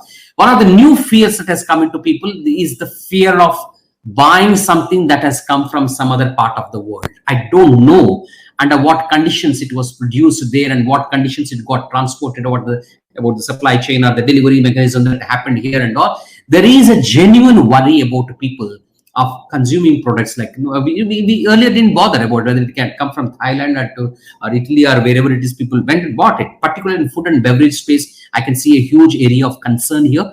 And there is and when I look at in our country now, market in the last 3-4 years, there has been a significant rise in the food and beverages spaces of locally produced products. And I see this phenomenon growing of the love for the local. Like, there are a lot of, some of the brands are taking advantage of that. Like, we have seen these examples, various examples from coming in and putting across, saying, urging people to consume local stuff. I'm not necessarily the be Indian, buy Indian. It's not necessarily only about that. It's the idea of, there is a genuine fear coming from outside. The other sixth one I'm going to say is about an interesting part that we are seeing is the balance in gender roles. And what COVID has done is, like, because of the fact that, like, men spending time at home in the last 8-9 months, there has been, what all our researchers prove clearly, say that there's a greater degree of empathy between the couples. And there's a nice balance, about 50% share of whether it is the coming to the child care or the domestic work and all. And that gives us an opportunity. If that's what is happening, what are the new products and services, new ideas that you can create, new kind of brand ideas that can come into play? Brand communication can change. Like, we have tried with, like, for example, the whole art of building brands. One of the brands that I work with is Vim. Now, Vim, we started doing. Vim was earlier only, we were concerned about showing how the woman and then the trauma, the tension that she goes through, and then how do I influence her. Now it's a beautiful thing. We have seen, one of the things is the more men are washing vessels at home. And that's it. Now I have to take that into account and then say, like, how do I go about building the brand in this newer context? What do I do and all this? That's an interesting one. And the last key point here I want to say about the big changes, because these are the changes which I'm envisaging to be permanent changes. There are some changes which have happened, which we will go back whenever the situation gets back to normal. Probably a vaccine is around the corner. It will come faster than later. And whenever these, like, some changes will be impermanent, we'll go back, and some changes will be permanent. All these things, the 7 things that I'm talking about, probably these are the ones which are going to be permanent in nature. And again, the point that I was saying about the whole, in the earlier session, when I telling you about the idea of building a platform idea as a purpose, like in the brand idea based on purpose. Again, this is the data point. 57% of young people believe brands should use their advertising to raise awareness of social or ethical issues, because that's the generation that we are dealing with. As I said, in the country and in the world, 1/3 of the population are people who are born post 1995, and another 1/3 is born post 1982. If I combine this Gen Z and the millennials, they constitute about 66% of the world's population, and including India. Like, probably in India, the number goes a little higher because we are a relatively young country. And this generation of people look at the commercial world of brands and business very differently. For them, it's just not the economic unit of transaction that I do. What is it that is beyond this transaction? Is the brand standing for something bigger? Is that got a deeper meaning? Again, as I said, it's part of my bigger reason to buy.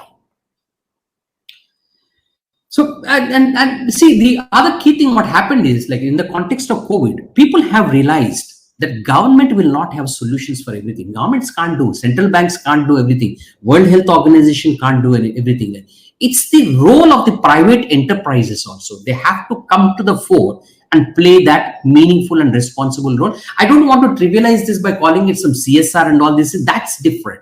This is the basis on which my business is built. It's part of my business strategy. So this is what is going to rate, and all the reports also say that, like, starting from Accenture to everybody, how purpose-driven marketing will be critical for brands post-COVID, and that's here to stay, and that's the point that I want to emphasize with all of you clearly. And this is one statement from Unilever Worldwide Marketing and Digital Head, who said Unilever is guided by 3 beliefs: brands with purpose grow, companies with purpose last, and people with purpose thrive. The pandemic will not waver our commitment to purpose-led business, nor will it change how we position our brands and how we build our brands. That's a critical aspect. Now, here, how will this change consumption habits and the role of marketers as the advocates for consumers in every business? How do we communicate, design, build, and run the experiences that consumers need, want, or demand here? And that's important for us to look into, because it has an implication with the way we look at our brands. Now, when I look at it so far, the big attempt for brands has been, like, brands have tried to do this humble hype, like, becoming advocates of social distancing, health and hygiene, or expressing solidarity in some form. To me, this is enough. Like, that's That's okay the first 3-4 months of pandemic, post-pandemic world and all those kinds of things. Now not.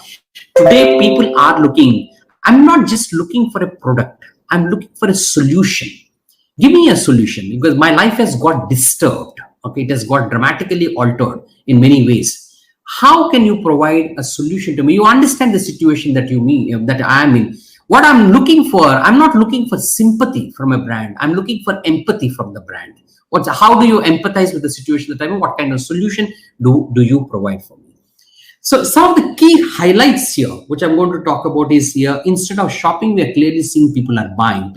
It's not just generally randomly, like during good times, we went and like without any plan, we went and bought certain products and services. Like you particularly walk into a mall, something caught your fancy, you went and bought. You can clearly see now, it's almost like going back to the old days of having a purchase in hand and then going and buying things according to that. Like it's more buying. People are getting more immune to sales, as I said. They're reducing wherever possible, altering whatever they can, prioritizing and making tough choices, not just idealistic, but a pragmatic shift grounded in practicality. Clearly, we're seeing that. And two key things here, I want to say, need is definitely beating wants. Okay. Earlier, I said, like, I want it.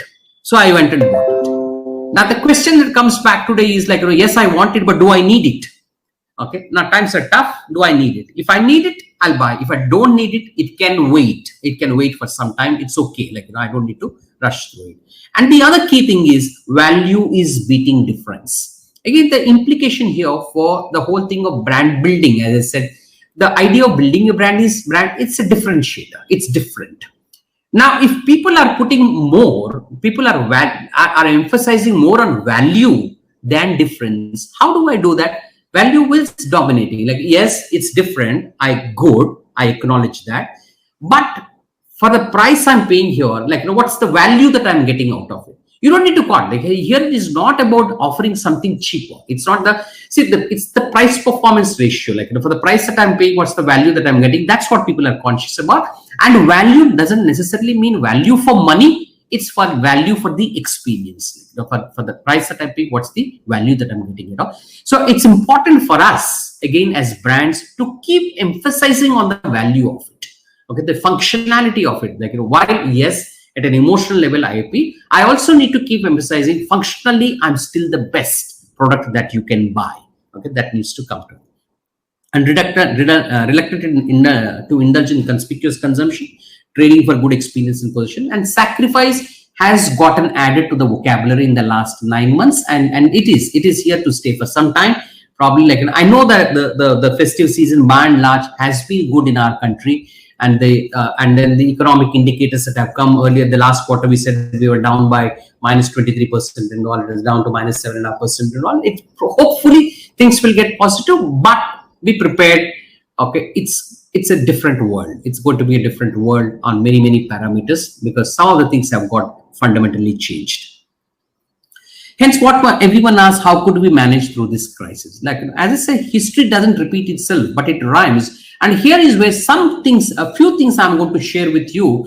Okay, we have done a lot of work. I've done a lot of work in the area of trying to study recessions and downturns across cultures in the last 100 years, starting with the Great Depression, from then to now. What had happened? When you look at it, each recession is different, each downturn is different, but you can clearly see some patterns. And those patterns are what I'm going to share with you. And then as a response from brands, what are the implications for us clearly? It's a longish deck. I'm not going to go through everything. And so I'm going to touch upon some of the key aspects to it. Probably I'm going to share this with you, some of you, and then you can go through the notes in detail. I just want to give you a little understanding, a deeper understanding of recession psychology here. What happens is, in frothy periods of prosperity, we know marketers may forget that rising sales are not caused by clever advertising and appealing products alone. Yes, I need to have a damn good product. I need to have a good advertising. But important thing here, during such circumstances, it also depends on consumers having the disposable income, how feeling confident about the future, trusting in business and the economy, and embracing lifestyles and values that encourage. How am I feeling? What's my frame of mind? What's my state of mind? That plays a huge role, and that state of mind is something which has taken quite a bit of beating at this point of time, and that's going to have implications for us. Now, when you look at it, what happens is, like, the point that I was saying earlier, like, marketers typically segment according to demographics or lifestyle. That's what we're trying to do. Like, it's like over 40 or new parent, middle income, higher income, lower income, and all these kinds of things we tend to do. And in recession, what happens is such segmentations may be less relevant than a psychological segmentation that takes into consideration consumers' emotional reactions to the economic environment. When people are subjected to such extreme conditions, to these kind of economic environments, how do they respond? It's important for us in the current context and in the future context, in the next 12 to 24 months. I would say, like, this is the lens that I would urge all of you to look into. What's the frame of mind through which people are going to look at the market, look at the battery of products and services that they get served with, and how do we look at them? Now, think of your consumers as falling into 4 cohorts. These are the mindsets when I'm subjected to this economic environment. Like, this is how people, they are the alarmists, they're the absorbers, they are the affluent, there are the adapters. What I mean by that, quickly in a minute, I'll explain to you. The alarmists these are the people who feel most vulnerable and hardest hit financially. And this group reduces all types of spending by eliminating, postponing, decreasing, or substituting purchase.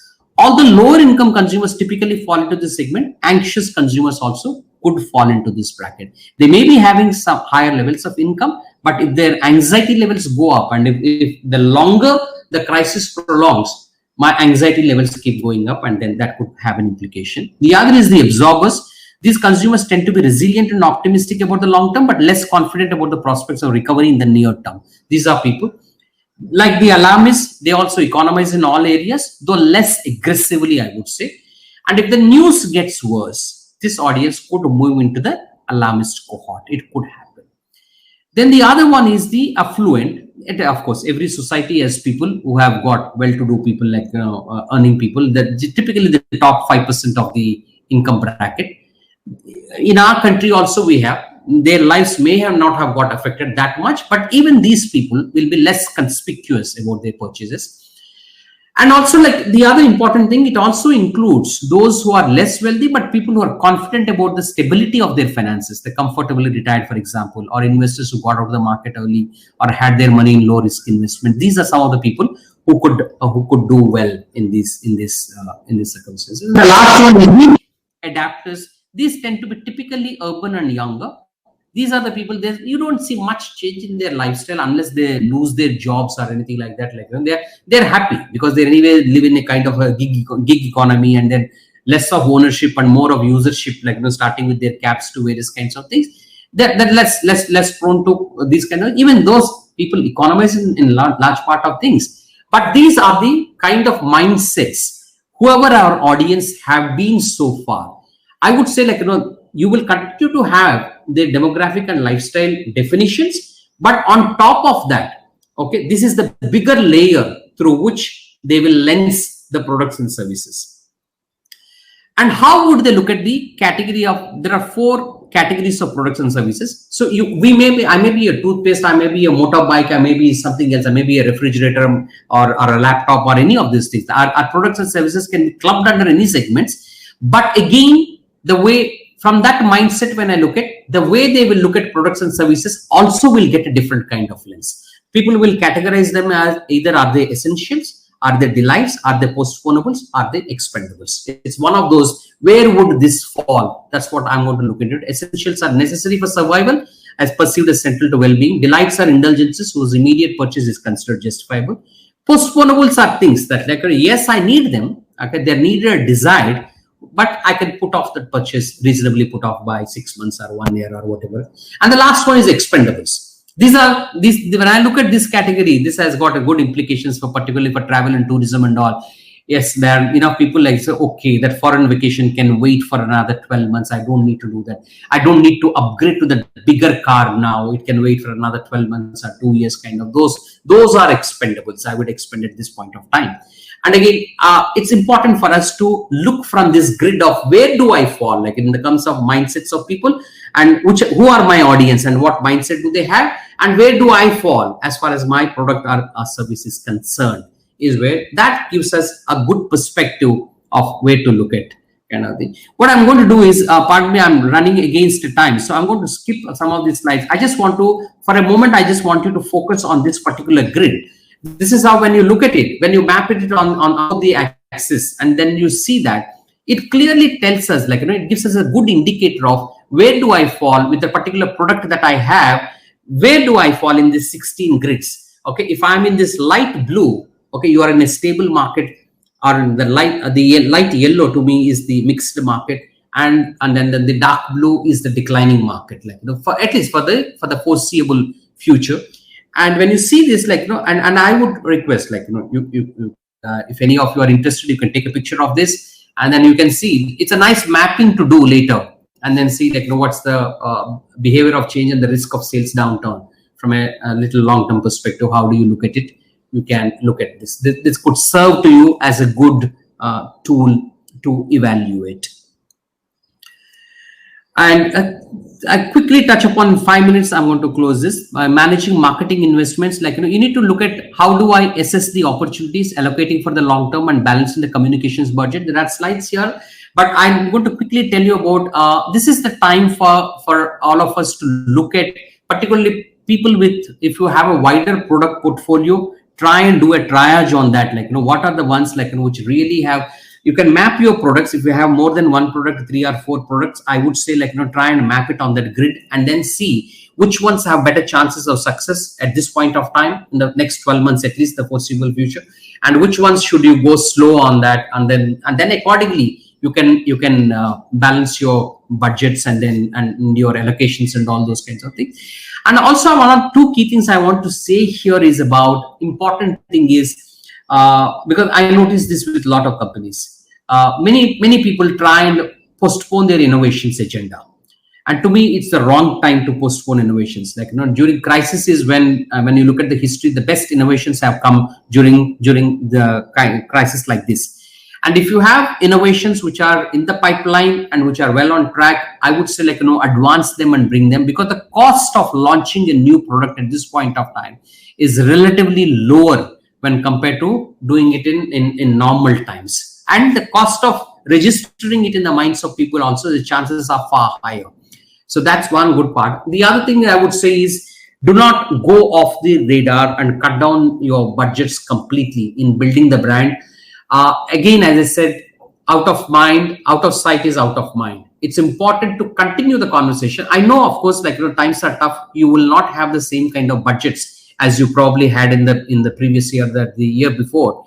But continue the conversation. Do not go off the conversation and completely, because I've seen, when I look at the examples, people who have completely suspended the conversation with audience and not connecting with them, and for a period of 6 months to 12 months, and when they came back, they found it hard because their place has been taken by somebody in some form. Today we have plenty of options. We have plenty of, like, cost-effective options in connecting with people, either through social and digital or various other means, or through mobile, or connect with, stay in touch with people, connect with people, but do not go out of touch as a brand, because that's very, very critical aspect of it. The other part of it is, as I talked about, 3 key things is about the streamlining the product portfolio.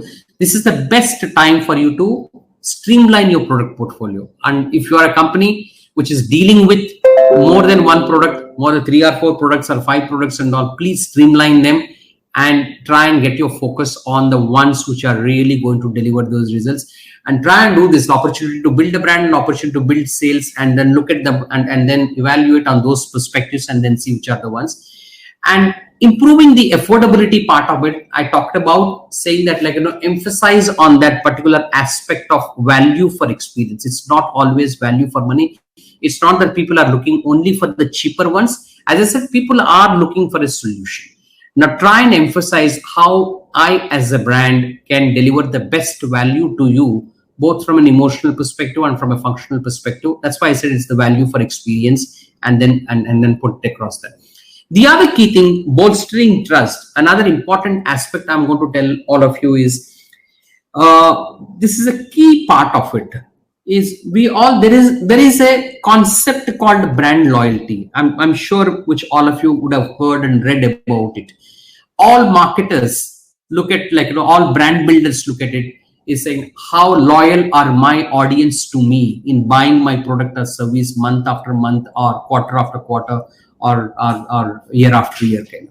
This is the time for us to prove consumer loyalty. It's my time to prove how loyal am I to my audience, to my customers, to my consumers. This is my time to pay back as a business person or as a marketer or as an owner, whatever it is. It is my time to do that and demonstrate that, and that's going to come back in when times are different. It's going to come back to you. The ROI is not just going to be the return on investment; it's going to be the return on involvement, and that's what your consumers and customers are looking for. I would urge to see how you can go back and do that.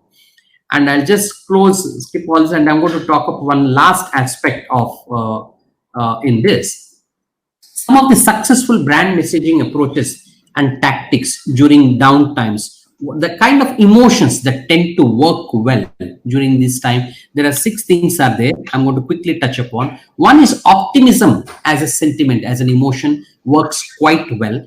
When the big crisis happened, the subprime crisis happened in US, CocaCola used optimism brilliantly well, because people would love to, when times are tough, you want to feel positive about things.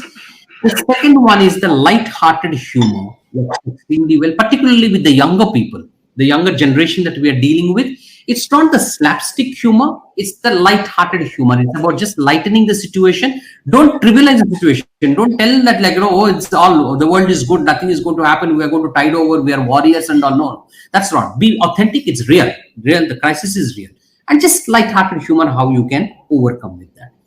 The third is nationalism works well. I talked about the love for the local. Nationalism works extremely well, emphasizing and that's the reason why the government of India is on that agenda of promoting Atmanirbhar and all those kinds of things. Yes, you can make the made in India, make in India, all those kinds of things. The sentiment works well. There's no doubt about it. It's a question of how effectively do we use it.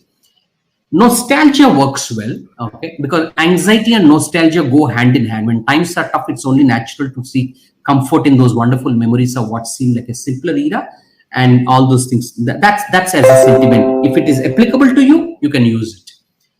Empowerment works well. Okay, people want to feel empowered because you're shaken up, you're vulnerable. Okay, and this is depending on what your product or service is. This make people feel empowered, and it works well. And the last one, and with this I'm going to close. Price and value is always works well. Okay. Price and value. One of the things, again, to me, the great example is how Walmart did many years ago, 10 years ago, when the subprime crisis happened in US. They've used wonderfully. They said, come walk into me because I'm the cheapest. It's not about that. Save money, live better was a beautiful idea that has been put forth. People, it's about it's more. You get how you can get more for less, and it worked extremely well at that point of time. These are some of the sentiments that can work well in building the brands as you go forward. So with that, I'm going to stop here, and we have another 10 minutes. I think I would love to take any questions that you have. There's a lot that I can talk, but let me respect the time. Subbu, thanks a lot for these great insights. There was a world of wisdom. I know there is a time constraint, and given your wisdom and vast experience, you could have perhaps went on and shared far more experiences. But it's good to interact with the audience now, and it's been a great audience, and they have come up with some great questions. So I'll just, maybe we'll spend some time, the remaining time, addressing those questions. Subbu, can I request you to close your presentation now? It will help us be seen instead of the presentation. It will help the audience see us. Sure. Thank you so much. Now I'll start, with the first question. And my request to you, Subbu, would be if you can address it in the context of software products or software services, IT products and services, because our audience is a NASCOM audience, and for them branding is their own product, which is all around software. So one of the questions that has come up is for a small enterprise like SMEs who are participating today, how to make a brand, how to make themselves a brand, right? They are perhaps looking for a summary of everything you said and, kind of get a summary from you to say, as an SME, how to make itself a brand. What are those few steps that you would recommend? Okay. And if you can answer in context of the software part, it will be really helpful. Yeah, definitely. See, it's mostly what happens is, like, whether it's a product or a service, anything that you come up with. Again, the fundamentals always remain the same. As I said, like, always, many times we tend to create these buckets. Like the idea of brand doesn't change. As I said, like, as long as you keep in your mind, I have a product or service in my hand, and there is a particular audience that I need to serve. And for that to happen, I need to have a relationship with them. Okay. And on what is that I will base this relationship on is what your idea of brand is, and nothing else. Okay. As one of the things that Vinith was asking, that idea could be based on, if you are in cybersecurity services, like, probably you will base it on an emotion of fear. Okay. If you are in something else, you're probably, like, enhancing the enhancement of services, it could be on something else. It's that then you can determine the emotion of it. What's the best emotion that I can tap into, okay, to serve my product or service to this audience? I would say, like, let's keep it as simple as that. As long as you keep it that simple, the fundamentals are the same for anybody, whether you build a software product or service, or you build a salt, or you build a car, or any of these things. Those things don't change at all. Again, of course, we will have some category truths depending on, like, if it's a software industry that I'm dealing with, there are certain truths of software industry. Okay, that what we call the category truths. Like, if somebody is a detergent, you will have detergent truths will be there. Like, because there's a certain way people will navigate themselves in the purchase journey, or the consumer journey. Customer journey happens in a particular way depending on that particular product. I would say, like, here is where, like, determine that what's the category truth, and understand what is my customer journey in this, which becomes very, very critical. Okay, that consumer journey is very important, and that consumer journey, one very vital thing I'm going to say it about that post-COVID world, it has become even more relevant. Like, for your product, for the software products, and any product. The consumer journey earlier used to be a very short one. It was in 3 steps or 4 steps it used to get over. Okay, from the moment I decide to this thing. And now what happened is that the journey has got elongated. That is because people today have more questions than answers. At every stage of the journey, I'm questioning the relevance of it. I'm questioning the need of it. Or I'm evaluating the options. There are multiple options I'm evaluating. And you are doing further research, and you are doing options. Like, if I take a simple, like, from a car insurance service to various kinds of things, see the number of options that you have, and people are going on, and then the journey has got elongated. So I would say 3 things, like, here, what will become important for you is, earlier we were very thinking about the pre-purchase part of it and the post-purchase part of it, the during purchase part of it. Pre-purchase and during purchase, we were very concerned, and then we paid our attention depending on whom we are serving. To me, in these current circumstances, the post-purchase is going to become even bigger. I need to be constantly assuring people that they are in the best relationship, and that they have made the best choice of the product or service. It's important because we want them to come back again. Look at these people, and particularly in the software industry, because I know that, like, that's where I have begun my life journey, in that industry. Okay, so I can empathize and relate to it. Is about never look at them. It's okay for an FMCG product or any of these people to look at like a market share game kind of thing. In the software industry, I would always look at your customers as a lifetime share. Okay, how long can I be part of his life, or the life of that particular company, and then constantly keep nurturing that. Like, one of the key things about brand building is about the ability to nurture, keep nurturing that relationship, and then that will put us in great state. Thank you, Subbu. Great insights. I would agree. I think, relating to software products and being in that industry, what you just spoke about, the relationships. So the relationship with the customers, nurturing and building that, and keeping your product simple. The second thing you said, like, keep it simple.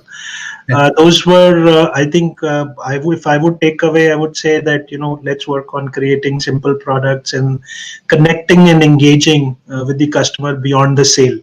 If we are able to do that, I think we have taken a good first step for our branding. So thank you for that, addressing that question. I think more good questions are coming. And this is an interesting question. So I would just read it out.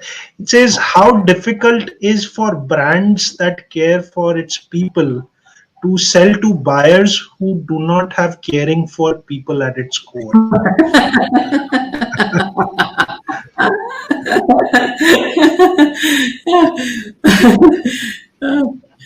Okay, good one.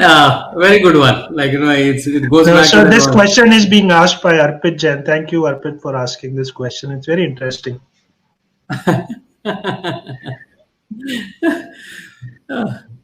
So, let me. How difficult is for brands that care for its people to sell to buyers who do not have caring for people at its core? Okay, so your issue is with the buyers. The buyer persona is not, is at tangential, opposite spectrum on the people perspective. There is clearly a mismatch. Okay, there is no doubt about it. Okay, there is clearly a mismatch.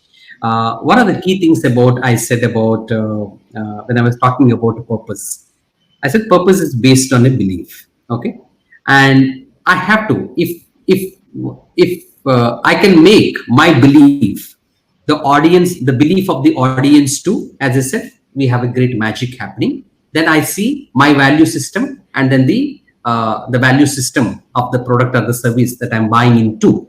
Okay, there is a matchmaking there, kind of thing, and then it's like the old saying, you practice what you preach, and all those kinds of things that come into play here. And here I would say, okay, if it is not happening, and that will be clearly seen and shown, you will feel it. And one of the key factors, as I said in the beginning, I said fundamental changes that have happened, the post-COVID thing, I was talking to you about the trust factor. Trust, authenticity are going to be key values. If you are not being authentic in your actions, I can say whatever I want to say. I can say anything that I want to say. But in practice, if I'm not being authentic, it's only a matter of time before that thing goes for a bust. Okay, that's guaranteed. And I can, and there are enough and more examples that were coming up today. We're coming across saying that, if you see how the shelf life of the corporations have come down. Okay, earlier, when somebody has created a company, it's created for a lifetime. Okay, we got talk of examples of 100 years, 50 years, and today some companies that I've seen 10 years back maybe don't exist now, and that mismatch is clearly it won't last, it won't survive. And also remember one thing, to the question that you asked, all corporations should be aware of today that they live in a 24/7 surveillance radar system of people. We live in a digitized consumer republic. Correct. And there is no escape mechanism anywhere. Every action of ours, everything that we do is constantly, either somebody is directly or indirectly, or somewhere from some other, in a completely unknown space, they're watching us and they're knowing us, and then everything is that's why I said, one key point, if you remember in the earlier part when I was saying, brands or companies get built by not only by what I say, but what by one X person tells the Y person, and the Y person tells the Z person, kind of thing, because they all have an impact. And then by virtue of somebody speaking about somebody, that somebody may not want to join my company tomorrow because, no, I have heard so bad things about you. And this has happened, and so it will become the responsibility of the corporation through its actions that there are more positive conversations about me and fewer negative conversations about me, because you cannot stop negative conversations. Remember, there is no scenario of any company in the world that it will have 100% all positive things. Okay, there will be, just as all human beings make mistakes, all businesses, all brands also make mistakes. The thing is, when I make a mistake, will people forgive me and leave me, or will they lynch me and then no and get off the relationship? Okay, that is what you need to decide. Like, if I'm authentic, if I'm real in what I speak and what I do, probably I will get that luxury of getting away with a mistake I may have inadvertently made. But if I'm not, that action is clearly seen, and then people are not going to stay. I would urge you, don't do business with them. To a direct answer. Okay, that's interesting. Thank you so much.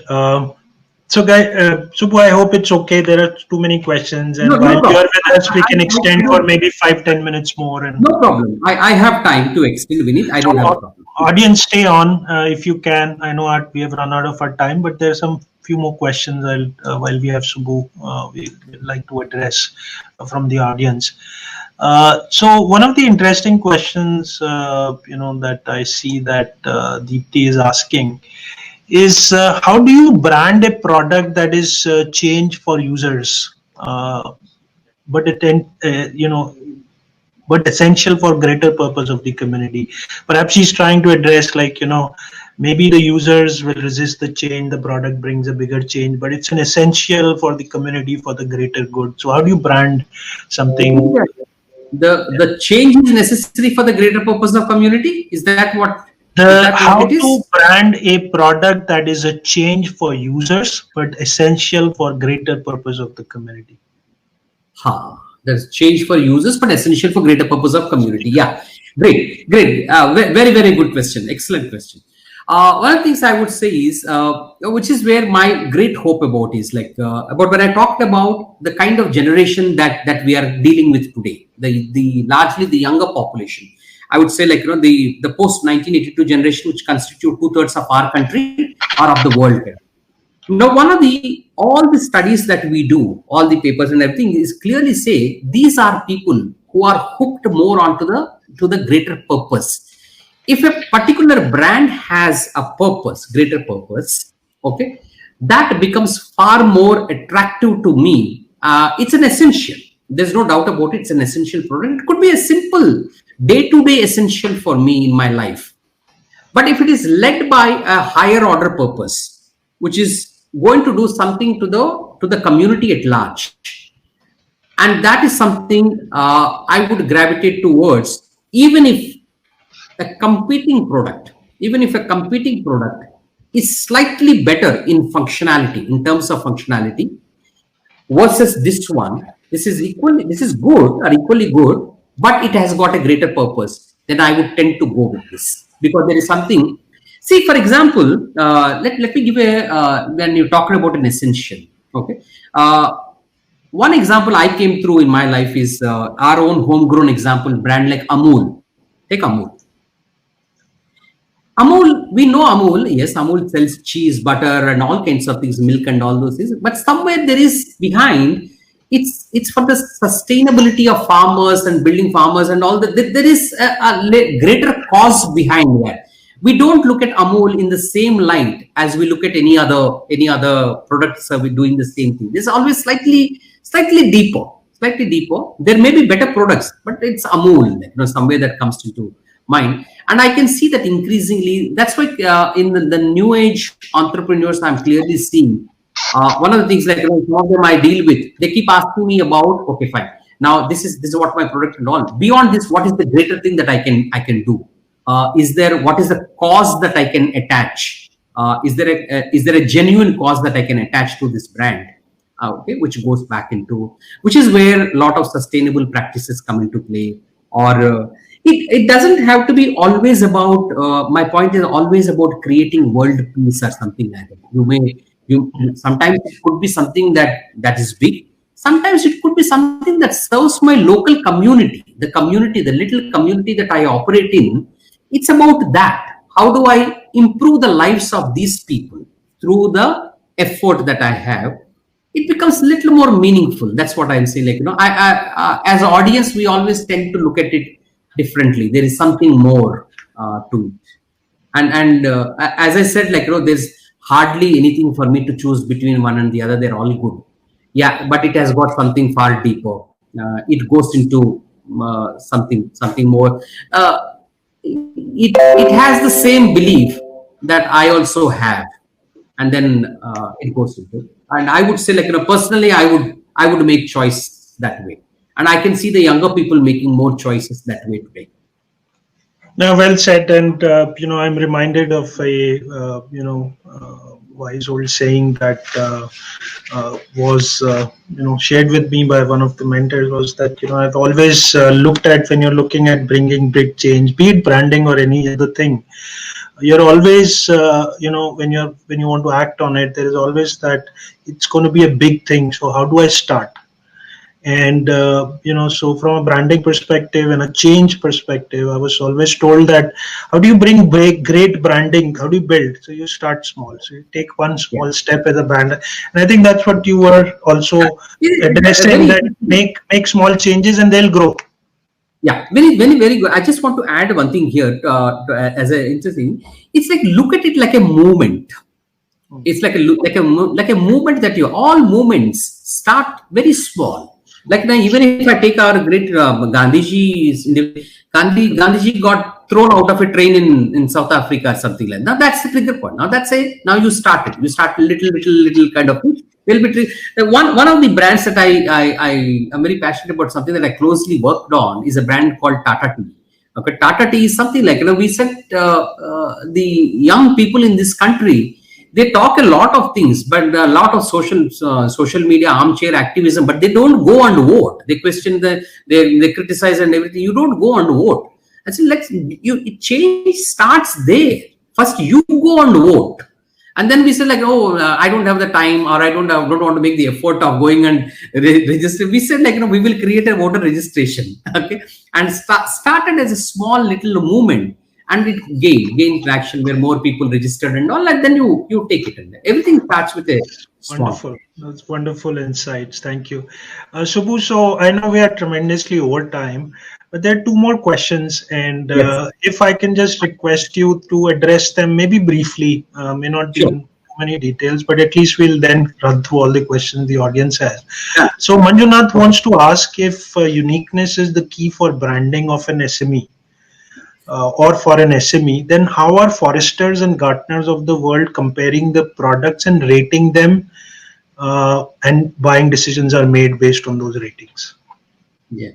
See, again, uniqueness is important. Okay, uniqueness don't necessarily look at only from the product perspective, product and service perspective, because it's always relative. Okay, today you are unique because it's, again, at the point that I said, like, in a technology-led world, it's damn tough for me to produce a unique story and ensure the longevity of it. It doesn't happen.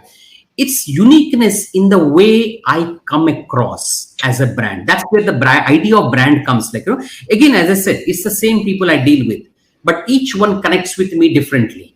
Okay. End of the day, like, I want to do business. How do I become the person, or become the organization, or become the product or service that somebody would love to do business with? It's the uniqueness has to be in the way I come across.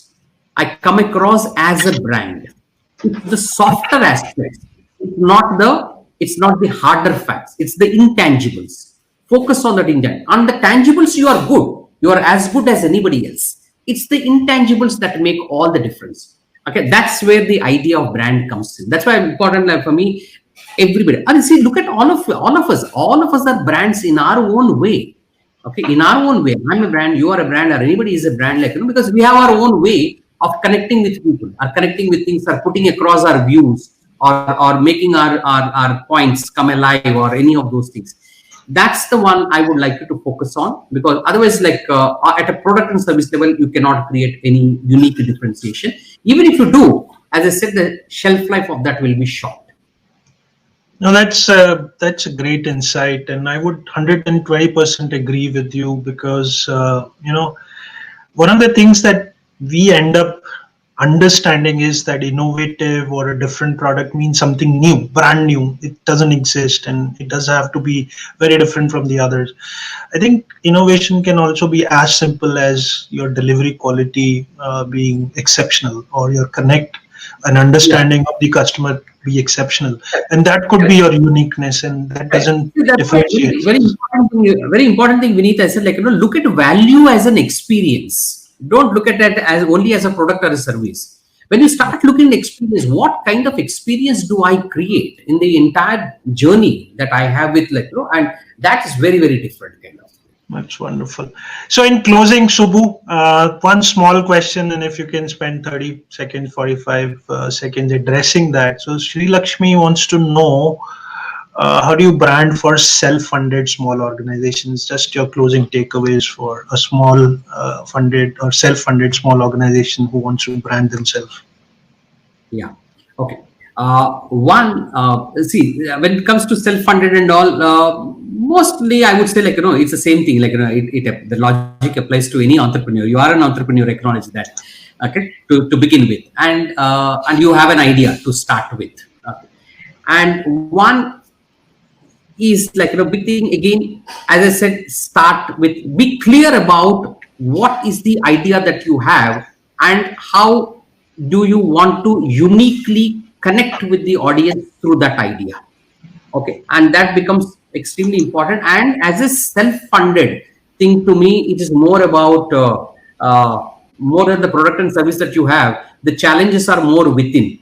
Okay, it's about how strong are you to stand the difficulties and challenges that you are going to face, because it's not that easy. Okay, it's not that easy when you are self-funding, because constantly you are the person who are trying to do things. You are the person who are constantly become the finance manager and all those kinds of things. This is several multiple roles that you play. Never lose the belief that you have.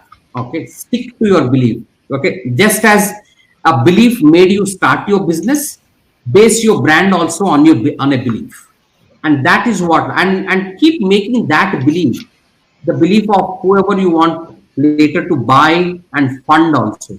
Okay, whether you fund it later at some stage, somebody funding it, that's why go back to the purpose. What I started with, base it on a purpose, and you will be in a great place to Wonderful, great answers. Thank you so much, Subbu. And I'm reminded in this closing answer of your slide where you had said the resources of the forest are not only available to the tall trees, they're available to everyone. And I think if you're a small tree, you should be reminded. You just tend to look up and see that too many big trees out there, and I'm a very small tree, but the resources are the same. The ground and the Mother Earth providing is the same level ground that's available to you. You should look there and get on. So very good insight, Subbu. I am super thankful for you to share these great insights and extend the session and be with us to address all the questions. I also appreciate that you could you worked through the tech challenges, and I also apologize that happened, but to our audience, who are a great audience as well, they stuck through, and some very good questions coming from the audience. I would love to see maybe another opportunity where we could gain more on some specific topics on branding, and perhaps we will request you that ongoing as well. But thank you so much, Subbu. In closing, great insights on branding, some very good wisdom and knowledge and practical experiences. Thank you, Veet. And thank you, Veet, and thanks to all the audience who had stayed on, and wonderful being with you. And hopefully whenever the next session happens, I get an opportunity to meet all of you physically. And I just would love to say a very, very happy new year, happy 2021 to all of you, and hope and all of us will have a much better year than 2020. Thank you so much, Subbu. Thank you so much. And in